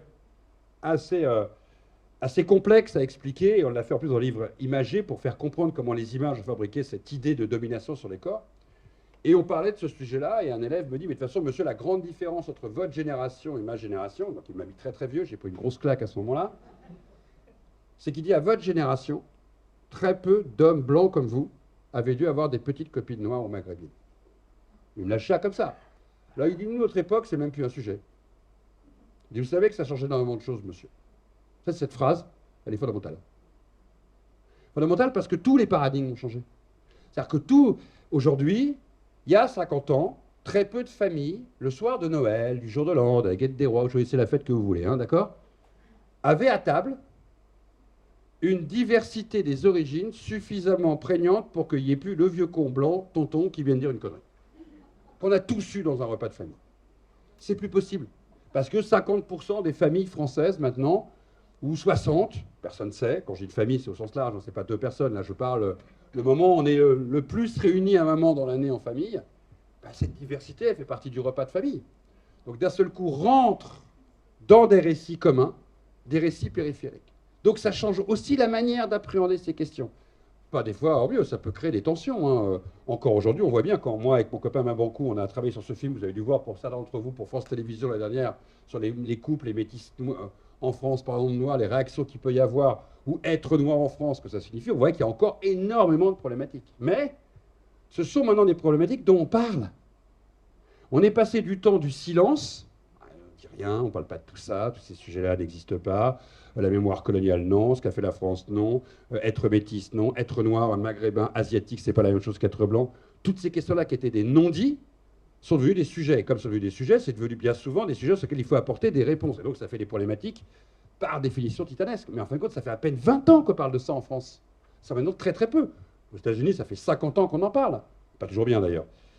Mais, oui, pas toujours bien, parce que aux États-Unis, pour en parler, il faut être légitime sur la question pour en parler. Moi, en tant que blanc, je dois d'abord expliquer aux États-Unis pendant 20 minutes pourquoi un blanc travaille sur l'histoire de l'Afrique. Hein. Ah, mais ils ne comprennent pas. Hein. J'arrive, ils disent, qu'est-ce qu'il fait là le professeur va arriver après lui. Non, c'est moi. Oh, bonjour. Je vais vous parler de l'Afrique. Ah, tout le monde regarde, il est fou, lui. Et la moitié de l'amphi est en plus black, parce que comme je viens faire des cours avec mes copains qui enseignent l'histoire de l'Afrique, généralement, ils ont des étudiants noirs. Ce qu'est le tropisme américain. Donc, nous sommes dans des mondes qui ont en pleine mutation sur tout ça.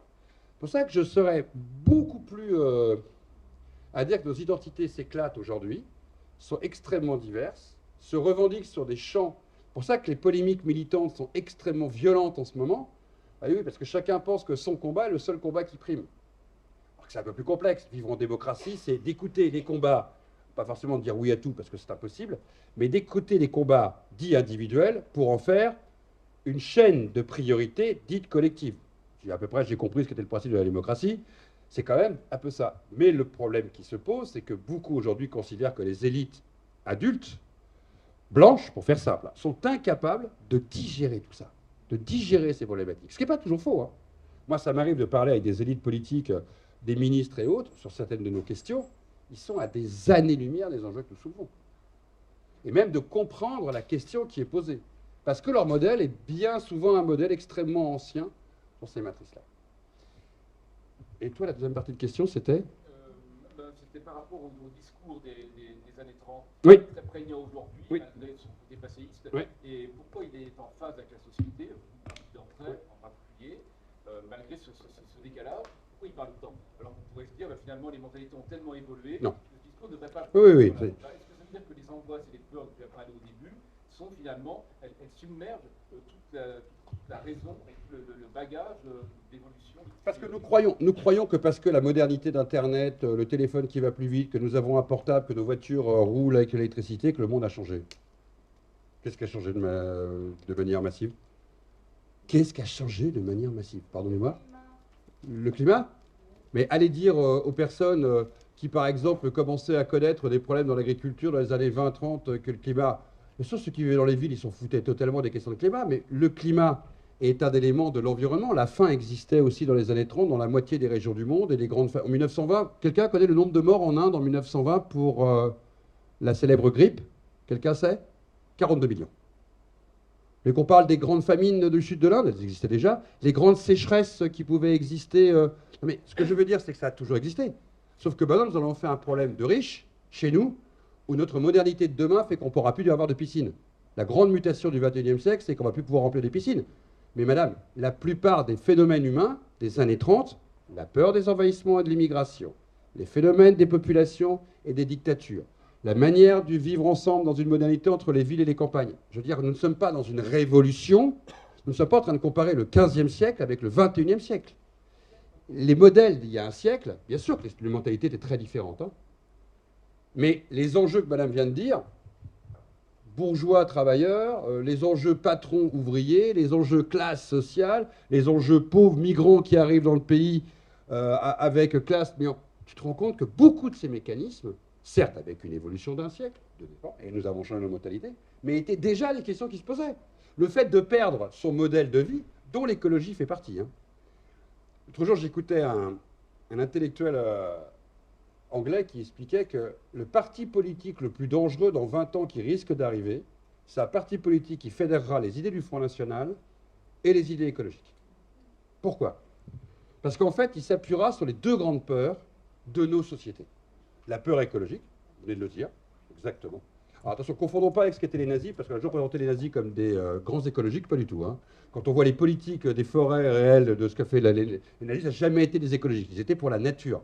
Ce qui n'est pas du tout la même chose. L'écologie n'a jamais existé dans les programmes nazis, donc on ne confond pas. Il expliquait bien que le modèle de demain, d'un parti qui pourrait faire aux élections des scores absolument incroyables, c'est un parti qui défendrait l'identité, pour faire simple, raciale, contre les immigrés, et un parti qui protégerait contre l'écologie. Il fédérerait les deux grandes peurs qui, aujourd'hui, sont certainement celles qui sont les plus grandes matrices pour les électeurs. Mais ces peurs, elles existaient sous d'autres formes dans les années 30. La peur de perdre son identité catholique, par exemple, par rapport à, en gros, pour faire simple, les conséquences de la séparation de l'Église et de l'État. La peur de ne plus être dans un suprémacisme monde avec les grands empires. L'expulsion des immigrants en 1932 après la crise économique. Tous ces éléments sont déjà des éléments qui fabriquent une société qui ne sont pas très différents aujourd'hui des grandes peurs du présent. C'est pour ça que, comparé aux années 30, on a beaucoup d'éléments identitaires. Et comme on a eu le temps maintenant de prendre ce repli sur les années 30, de voir les Mussolini, de voir ce qu'a produit le nazisme, de voir comment le discours dont parlait le jeune homme tout à l'heure sur pourquoi on rabâche sur l'Europe, pourquoi Goebbels, l'Allemagne rabâche des questions pour arriver à un moment à l'extermination des Juifs en faisant rentrer comme quelque chose d'évident, de normal et de le faire accepter par la société. Là, je n'ai pas eu le temps de développer, mais il y a plusieurs chapitres dans le livre qui sont extrêmement intéressants. Si je vous avais demandé sur les imaginaires coloniaux, pourquoi quelque part en France on a accepté l'idée, parce que c'est quelque part paradoxal, que la République française, des citoyens français universels et les plus ouverts au monde acceptent l'histoire coloniale. Pardonnez-moi, c'est un paradoxe. Les Français auraient dû tous se lever et dire non à l'Empire, basiquement. Tous des enfants de la Révolution française. On se lève, on dit ah non, c'est pas bien l'Empire. On ne peut pas aller en Algérie et prendre des terres sans payer les gens. Enfin, voilà, ça aurait été évident. Ben non. C'est pas comme ça que ça s'est passé. Mais en même temps, on ne peut pas le comprendre si on ne pousse pas le processus en comprenant que derrière, il y a eu une propagande incessante. Que tout ça a été pensé pour faire accepter la chose. Que c'était une matrice. Et des fois, je dis à des gens qui sont sidérés, et on a vu une agence de propagande économique des colonies en France, dont le métier, c'est de faire de l'image tous les jours. Et on ne le sait pas, ça. Donc, mettre en perspective tout ça, cette acceptabilité de système inacceptable, quand on regarde les années 30, on comprend pourquoi. Parce que la propagande d'aujourd'hui, elle est moins visible. On le sait tous, sur vos portables, sur Internet, on n'a jamais été autant dans un monde de contrôle. Mais elle est moins visible qu'une affiche nazie. Pardonnez-moi de le dire. Ah, l'autre, elle est claire, l'affiche nazie. Vous l'avez devant vous, vous comprenez tout de suite ce que ça veut dire. Ou un discours à la radio, ou Adolf Hitler à Nuremberg. Personne ne doute. Donc d'arriver à un moment à se questionner sur notre présent, où cette propagande est beaucoup moins visible, en fait, même si on sait qu'elle est omniprésente, c'est très, je pense, très éducatif dessus. Parce que les modèles ne sont pas si en rupture que ça. Et ça ne veut pas dire que Mussolini rejoint à Trump. Pour parler d'un jeune homme qui est parti, c'est dommage, parce qu'il votait Trump, c'était intéressant. Mais quand vous prenez on l'avait fait dans le livre sur les années 30, quand vous prenez les mimiques de Mussolini et les mimiques de Trump, c'est presque burlesque. C'est les mêmes. C'est les mêmes en termes de mise en scène, du corps et de la manière de s'exprimer. Et là, je pense qu'il ne faut pas hésiter, d'abord parce que ça fait réfléchir. Et puis je vais vous dire une chose, qu'il y ait ou non une valeur de comparaison avec les années 30, c'est une excellente capacité éducative. Et de s'obliger à questionner notre présent. Quand on questionne la question chinoise avec l'Amérique, de pourquoi l'Amérique risque de rentrer en guerre, nous ne pouvons comprendre cette question que si on commence à accepter de dire pourquoi à un moment la Russie, l'URSS, pardon, et les États-Unis se mettent en opposition. Pourquoi avant ça le Japon s'attaque à l'Amérique?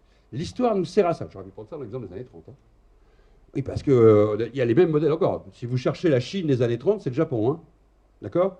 Et donc ça veut dire que l'histoire, même si on n'est pas forcément d'accord avec la conclusion, elle nous permet des démonstrations, des questionnements, et de répondre à ceux qui vous disent « mais non, c'est impossible ». Attends, Coco, si c'est impossible, pourquoi là, à ce moment-là, ce discours-là a été validé par le peuple? Quand on me dit, par exemple, l'extrême droite n'a jamais été forte en France, quelqu'un est capable de me dire le parti politique qui a fait plus d'1 million de militants en France en 1938 et qui aurait gagné les élections en 40, ça avait lieu? Pas du tout. Le Parti social français de la Roque, on lui annonçait 280 députés. Les élections de 40 n'ont pas eu lieu à cause de la guerre. Il aurait gagné seul les élections, sans même faire une alliance avec le reste de l'extrême droite, puisqu'il refusait de faire l'alliance. Ça nous rappelle Zemmour, Dupont, machin, pas Dupont, l'autre qui était aux européennes. Ah, j'ai oublié son nom, qui avait son parti souverainiste. Dupont-Aignan, merci, Marine Le Pen. À l'époque, Larocque refuse de passer alliance dans le Front de la Liberté, veut aller aux élections seul, et il aurait certainement eu sa majorité à lui tout seul. C'est-à-dire que notre pays a connu, à la suite de ce qu'on a appelé les ligues d'extrême droite, et cette grande poussée des ligues dans les années 30, c'est intéressant à voir, parce que là aussi, on voit que cette diversité de l'extrême droite a mis une pression à l'époque sur Blum, pour après faire revenir une droite beaucoup plus réactionnaire au pouvoir, et de se rendre compte que ce que l'on entend comme discours aujourd'hui, ce qu'on parlait au niveau de l'Europe, ce que l'on entendait au niveau de l'époque, avec le bouc émissaire dans la société aussi, extrêmement intéressant. Bien sûr que les boucs émissaires ont changé, encore que l'antisémitisme a une fâcheuse tendance à revenir très fortement aujourd'hui, et d'être sur ces questions avec une objectivité aussi incroyable. C'est-à-dire que l'utopie voudrait dire qu'on n'est pas capable de regarder aussi à droite comme à gauche ce qu'ont été justement les bouleversements des années 30. C'est parce qu'à un moment, la gauche a été incapable de comprendre les mutations du temps que sur son aile gauche, chez les radicaux, avec Marcel Déhache à la SFIO, comme avec Doriot au Parti communiste, une extrême droite est sortie de la gauche pour faire le pont avec les mouvements fascistes. Ça aussi, ce sont des questions fondamentales qui nous permettent d'arriver à comprendre ces mutations idéologiques. Et tu vois, je pense que quand on les regarde, même si le monde, bien sûr, est différent, tu as raison de le dire, et il l'est. Et d'ailleurs, c'est une des critiques qui avait été faite quand on avait fait ci dans les années 30, et qui était pourtant, je trouve, une excellente manière de nous questionner. Il y a sur plein de sujets, tu vois, quand on avait travaillé, je termine juste là-dessus pour dire, on s'était posé un moment la question, c'est est-ce que l'antisémitisme vaut la haine des Maghrébins et des musulmans aujourd'hui? Et en fait, la conclusion qu'on a faite, notamment Renaud Dely, il en parlait tout à l'heure, il y avait Claude Askolovitch avec moi et Yvan Gasto, on a dit non, pas du tout. Pour bien comprendre comment le bouc émissaire musulman, en fin de compte, c'est même pas une question religieuse. C'est une question de l'ennemi de l'intérieur. C'est une question de comment tu te fabriques une identité collective en désignant un ennemi commun. Bon, c'est un processus aussi vieux que Rome, hein, en gros. Et en fait, dans l'entre-deux-guerres, c'est pas le juif cet ennemi commun en France. Le juif, c'est encore autre chose. Mais c'est le communiste. D'où le fait que l'article qu'on avait fait dans ce livre qui s'appelait « Du péril rouge au péril vert ». Parce que le communiste, il peut être dans ta famille, il peut être à côté de toi, tu t'en rends même pas compte. En gros, il peut franchir ta porte et ta maison, il est là, et il n'a qu'un seul objectif, c'est quelque part de l'intérieur. Il restera par définition un ennemi de l'intérieur. Et surtout, il peut être comme toi. Et quand vous faisiez la comparaison sur les discours, c'est Sarraut qui sort cette célèbre phrase « Le communisme, voilà l'ennemi », qui va fracturer toute une partie de la société. Pourquoi ? Parce que les anticommunistes ont à un moment formé une sorte de front commun. Et ont formé quelque part qu'ils étaient des bons Français face aux communistes, qui ne pouvaient pas être des bons Français parce que communistes. Et là, la comparaison, elle devient intéressante parce qu'elle oblige nos cerveaux à sortir du modèle qui peut être facile. Parce que le modèle facile, c'est ouais, les juifs hier, les musulmans aujourd'hui. C'est plus complexe. Non, pas du tout, c'est passionnant. Mais il nous reste à peine un quart d'heure. Oui. Donc, voilà. Oui, oui. Donc voilà, donc pour terminer, j'aimerais qu'on aborde peut-être en fin d'atelier la question de la sortie de l'avenir immédiat. C'est-à-dire, est-ce que à l'heure actuelle, sauver la démocratie, c'est trop tard? Alors ça peut paraître un peu abrupt comme question, mais quand on voit ce que tu disais tout à l'heure sur la possibilité donc, hein, de l'extrême droite d'arriver au pouvoir, quand on voit donc les atteintes à l'état de droit donc, et l'autoritarisme d'État qui est en place hein, depuis un certain temps, quand on t'écoute sur la difficulté ou voire l'incapacité donc, de notre modèle à s'adapter, est-ce qu'on ne peut pas craindre que, ben, à court terme, donc la démocratie connaisse à nouveau une éclipse dans ce pays? Est-ce qu'il est donc trop tard ou alors que faire pour la sauver aujourd'hui ou pour la recréer? Ah, moi, je vais être super positif là-dessus.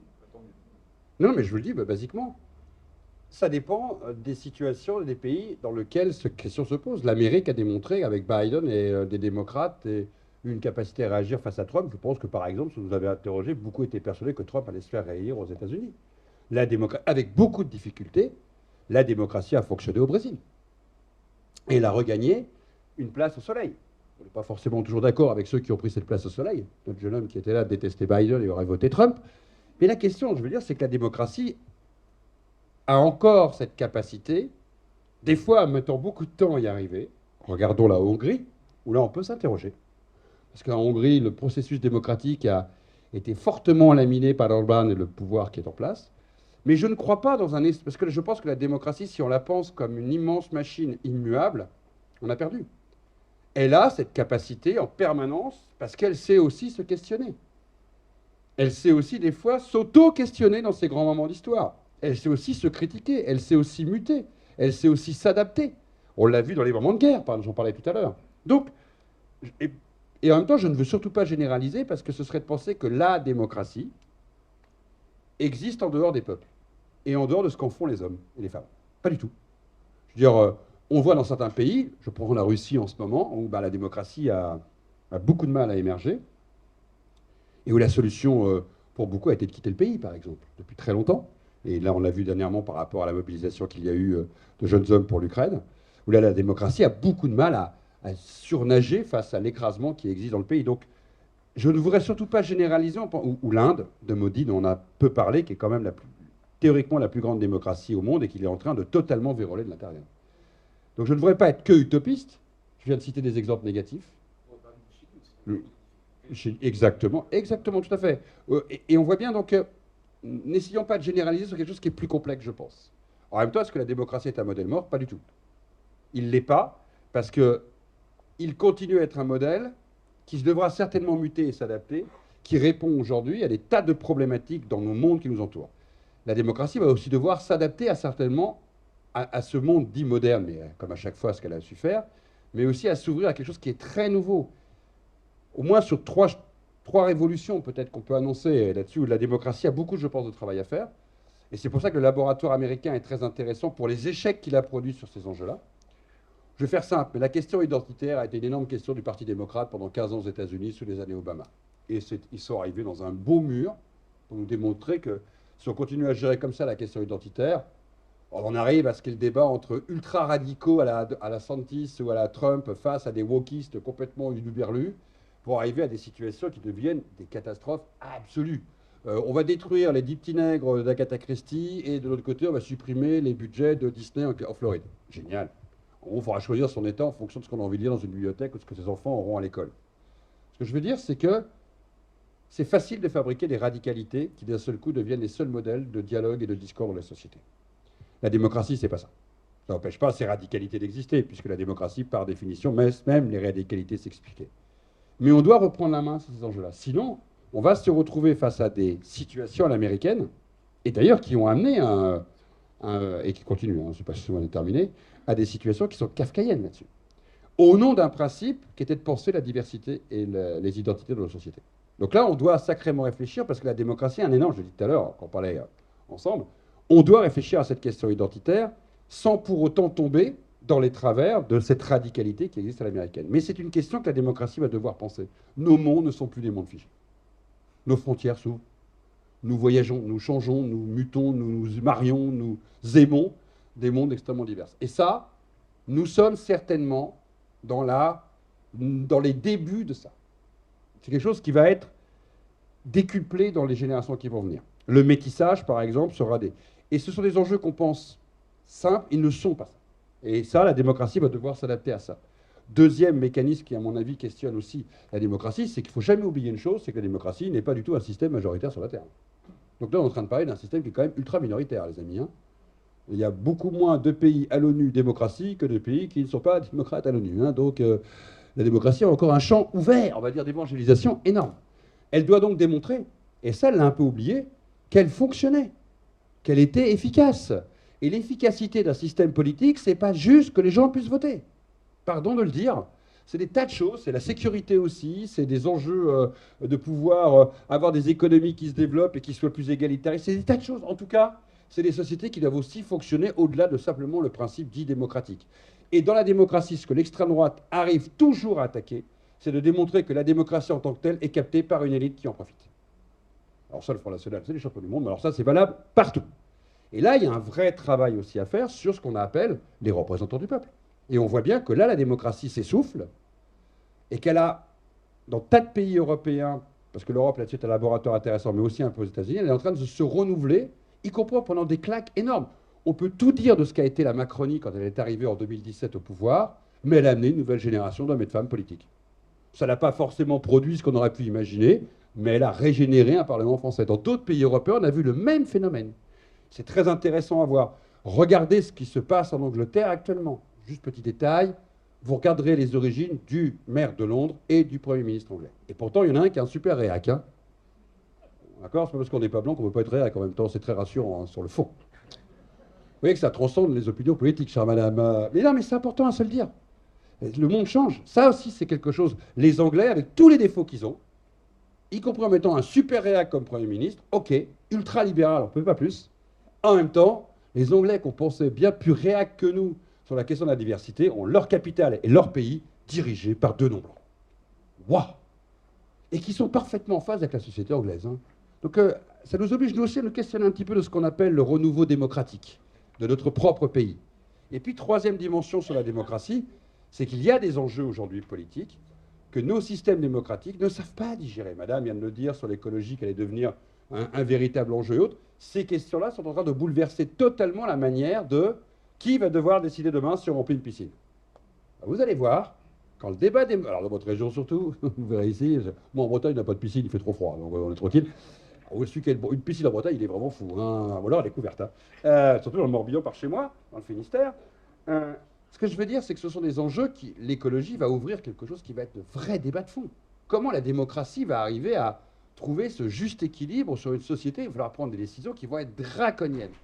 Et là, on peut douter de cette capacité de la démocratie à être capable d'imposer une justice, on va dire une équité, vous l'appelez comme vous voulez, mais en tout cas une politique publique dite écologique partagée, avec toutes les contraintes que ça va amener. C'est pour ça que la démocratie va devoir extrêmement muter dans les années qui viennent, extrêmement souvenir à ces questions et à ces enjeux, pour être en fait en résonance avec tout le monde. Sinon, comme beaucoup de systèmes, elle s'essoufflera. Elle s'essoufflera parce que, mais je pense que justement, je viens de le démontrer, elle a su rebondir. Excusez-moi, au début de la guerre de 14, au début de la guerre de 39-45, pas grand monde aurait misé sur les démocraties comme étant des systèmes qui allaient l'emporter. Et pourtant, l'histoire nous apprend ça. Je termine toujours un cours là-dessus, moi, hein, avec des jeunes qui peuvent être totalement déprimés à un moment à la fin du cours. 39-45, qui aurait parié en 37 ou en 38 que les démocraties, et l'Union soviétique d'ailleurs, puisqu'elle fait l'alliance qui rebondit, mais en tout cas les démocraties et l'Union soviétique, qui n'est pas une grande démocratie, allaient gagner la guerre. Pardon, mais c'est loin d'être parié. Donc c'est pour ça que ça oblige aussi nos cerveaux ne doivent pas être que dans des modèles qui doivent être monolithiques, comme si avant il n'y avait pas des clés d'explication ou des réponses à la question que tu poses de la capacité de la démocratie de muter, de changer. Est-ce qu'on peut dire finalement que la chance que la France pourrait avoir, c'est que le Front National, le Rassemblement National arrive au pouvoir le plus vite possible, afin que nous puissions justement booster donc notre capacité de résistance et de refondation de la démocratie et de créer un nouveau CNR et les conditions donc qui étaient celles de 1944. Dans l'utopie intellectuelle, la provocation que tu fais et extrêmement, je dirais, pédagogue. Parce que la meilleure démonstration, à force de dire à quelqu'un, mais s'ils arrivaient au pouvoir, quelle catastrophe ce serait, comme les gens ne te croient plus, c'est qu'ils arrivent au pouvoir, qu'on ait la catastrophe et qu'on fabrique. Ok. Tu as bien compris que mon cheminement est de dire, non mais regardez, les catastrophes, on les a eues avant, on va peut-être éviter la catastrophe. Je ne sais pas du tout si ça va être suffisant. Parce que c'est vrai qu'aujourd'hui, on entend trois choses dans la vox populi, dans l'opinion, vous les appelez comme vous voulez, auprès des électeurs. Un, on n'a jamais essayé. Oui, ouais, je pourrais acheter oui. Alors déjà, il faut démontrer que oui, on a déjà essayé quand même. Excusez-moi, mais il y a eu plusieurs régimes. Voilà, monsieur l'a dit, territorial. D'autres pays ont des régimes proches. Les Italiens ont Mélanie en ce moment, qui, je tiens à le dire, ne sert pas beaucoup ce que je suis en train de dire, parce que Mélanie se débrouille pour extrêmement avoir peu de polémique depuis qu'elle est arrivée au pouvoir. Bon, à part avec notre ministre de l'Intérieur, mais ce n'est pas forcément la meilleure chose qui sert notre cause de démonstration. Mais Mélanie, en termes de perception d'un Français qui regarde l'Italie en ce moment, elle est complexe à attaquer, très complexe à attaquer. Mais en tout cas, là-dessus, déjà, il faut démontrer qu'avant, il y a eu des systèmes, et donc quand on dit on n'a jamais essayé, soyons modestes. Deuxièmement, là où je rejoindrai, c'est bien la première fois de ma vie que je dirais ça, mais je le dis Bruno Le Maire, c'est quand Bruno Le Maire dit il faut être sur les deux registres. Il dit je suis à la fois Borne et Macron sans cette affaire, je ne crois pas qu'il n'y ait qu'un angle dessus, et on doit à la fois passer à l'histoire, mais aussi, on doit aussi travailler le contenu du Front National en termes de discours, de programme, des incohérences de son programme en termes de changement depuis des années, et de ce qu'il propose. Et je pense que là-dessus, on n'ose plus attaquer le Front National en considérant, comme on ne les prend pas au sérieux, et comme on considère qu'ils n'arriveraient pas jamais au pouvoir, on ne s'attache pas forcément au fond et à la nature du programme et au pimpin qui risque de prendre le pouvoir. Et puis troisièmement, on doit être à... Une minute, bien sûr. Et on doit être très inquiet sur une dernière chose. Et je discutais avec une préfet, pas tellement loin d'ici, d'ailleurs, l'autre jour. Je lui dis, mais attends, combien de tes collègues vont démissionner si le FN arrive au pouvoir? Je rappelle que sous Vichy, c'était une très bonne question à poser, parce qu'il n'y en a pas eu beaucoup sous Vichy. Et là aussi, le symbole est très intéressant de faire la comparaison. Comme de nombre de juges qui ont démissionné sous Vichy, quand Pétain, enfin bon, c'est là. Et elle me dit, Pascal, je pense moins de 10 chez mes collègues. Extrêmement intéressant. C'est-à-dire que ça aussi, c'est une mutation qu'il faut savoir combattre, c'est que dans l'opinion, on le dit ce qu'on vient de se dire, mais dans l'infrastructure de l'État, le Front National a fait son œuvre. C'est-à-dire qu'aujourd'hui, il n'est plus considéré comme un parti qui ne serait pas capable de faire perdurer l'État. Comment dire ça autrement? C'est-à-dire que là-dessus, je pense que la dédiabolisation de Marine Le Pen a aussi eu un effet levier, alors qu'il n'y a pas, elle est incapable d'aligner 20 techniciens compétents qui pourraient dire... Non, c'est abstrait, cette idée. On considère qu'on pourra continuer à faire fonctionner l'État avec Marine Le Pen tout en haut. Et donc, quand on connaît, et là je discutais avec des gens qui parlaient de la Constitution, qui parlaient des modes de fonctionnement, on l'a vu, excusez-moi, on vient de découvrir qu'on peut, sans majorité au Parlement, à peu près faire ce qu'on veut comme loi. Vous êtes d'accord? La loi sur les retraites, c'est la démonstration la plus absolue qu'on peut, dans ce pays, faire passer une réforme contre la majorité des Français qui ne sont pas d'accord, même si on n'a pas une majorité au Parlement, et l'obtenir. Nous sommes tous d'accord?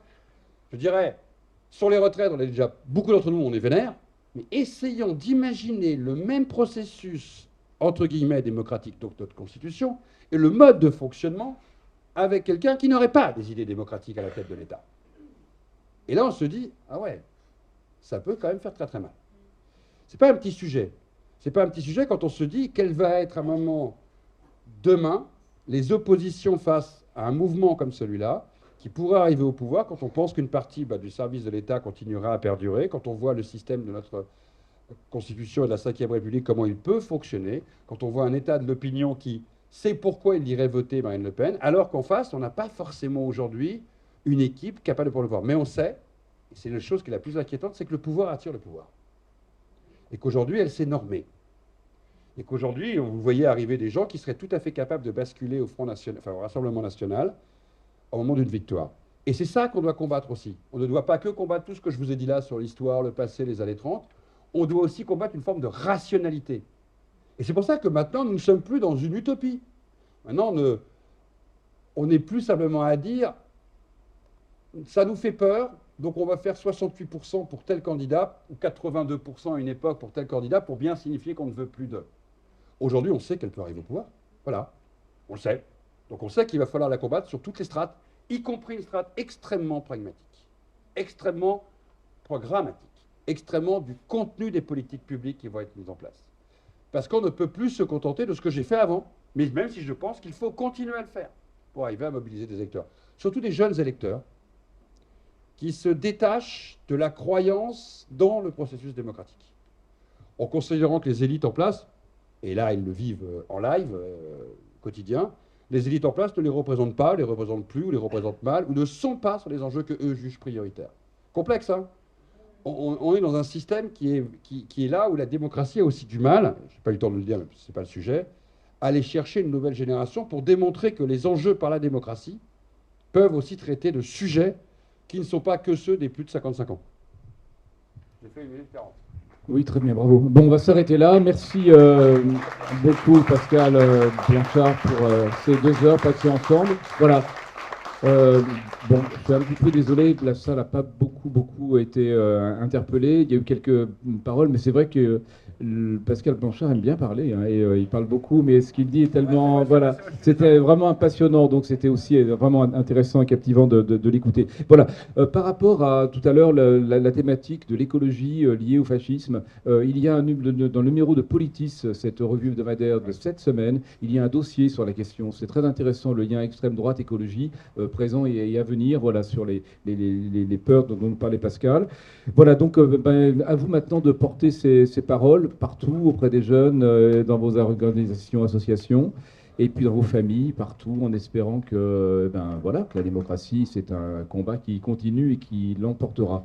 Voilà, merci pour celles et ceux qui veulent nous rejoindre à la Librairie Charlemagne à 18h. Le débat donc portera exclusivement sur le livre Histoire globale de la France coloniale. On reprendra des choses évidemment qui ont été dites ici, mais même pas tout. Voilà, merci. Bonne fin de journée.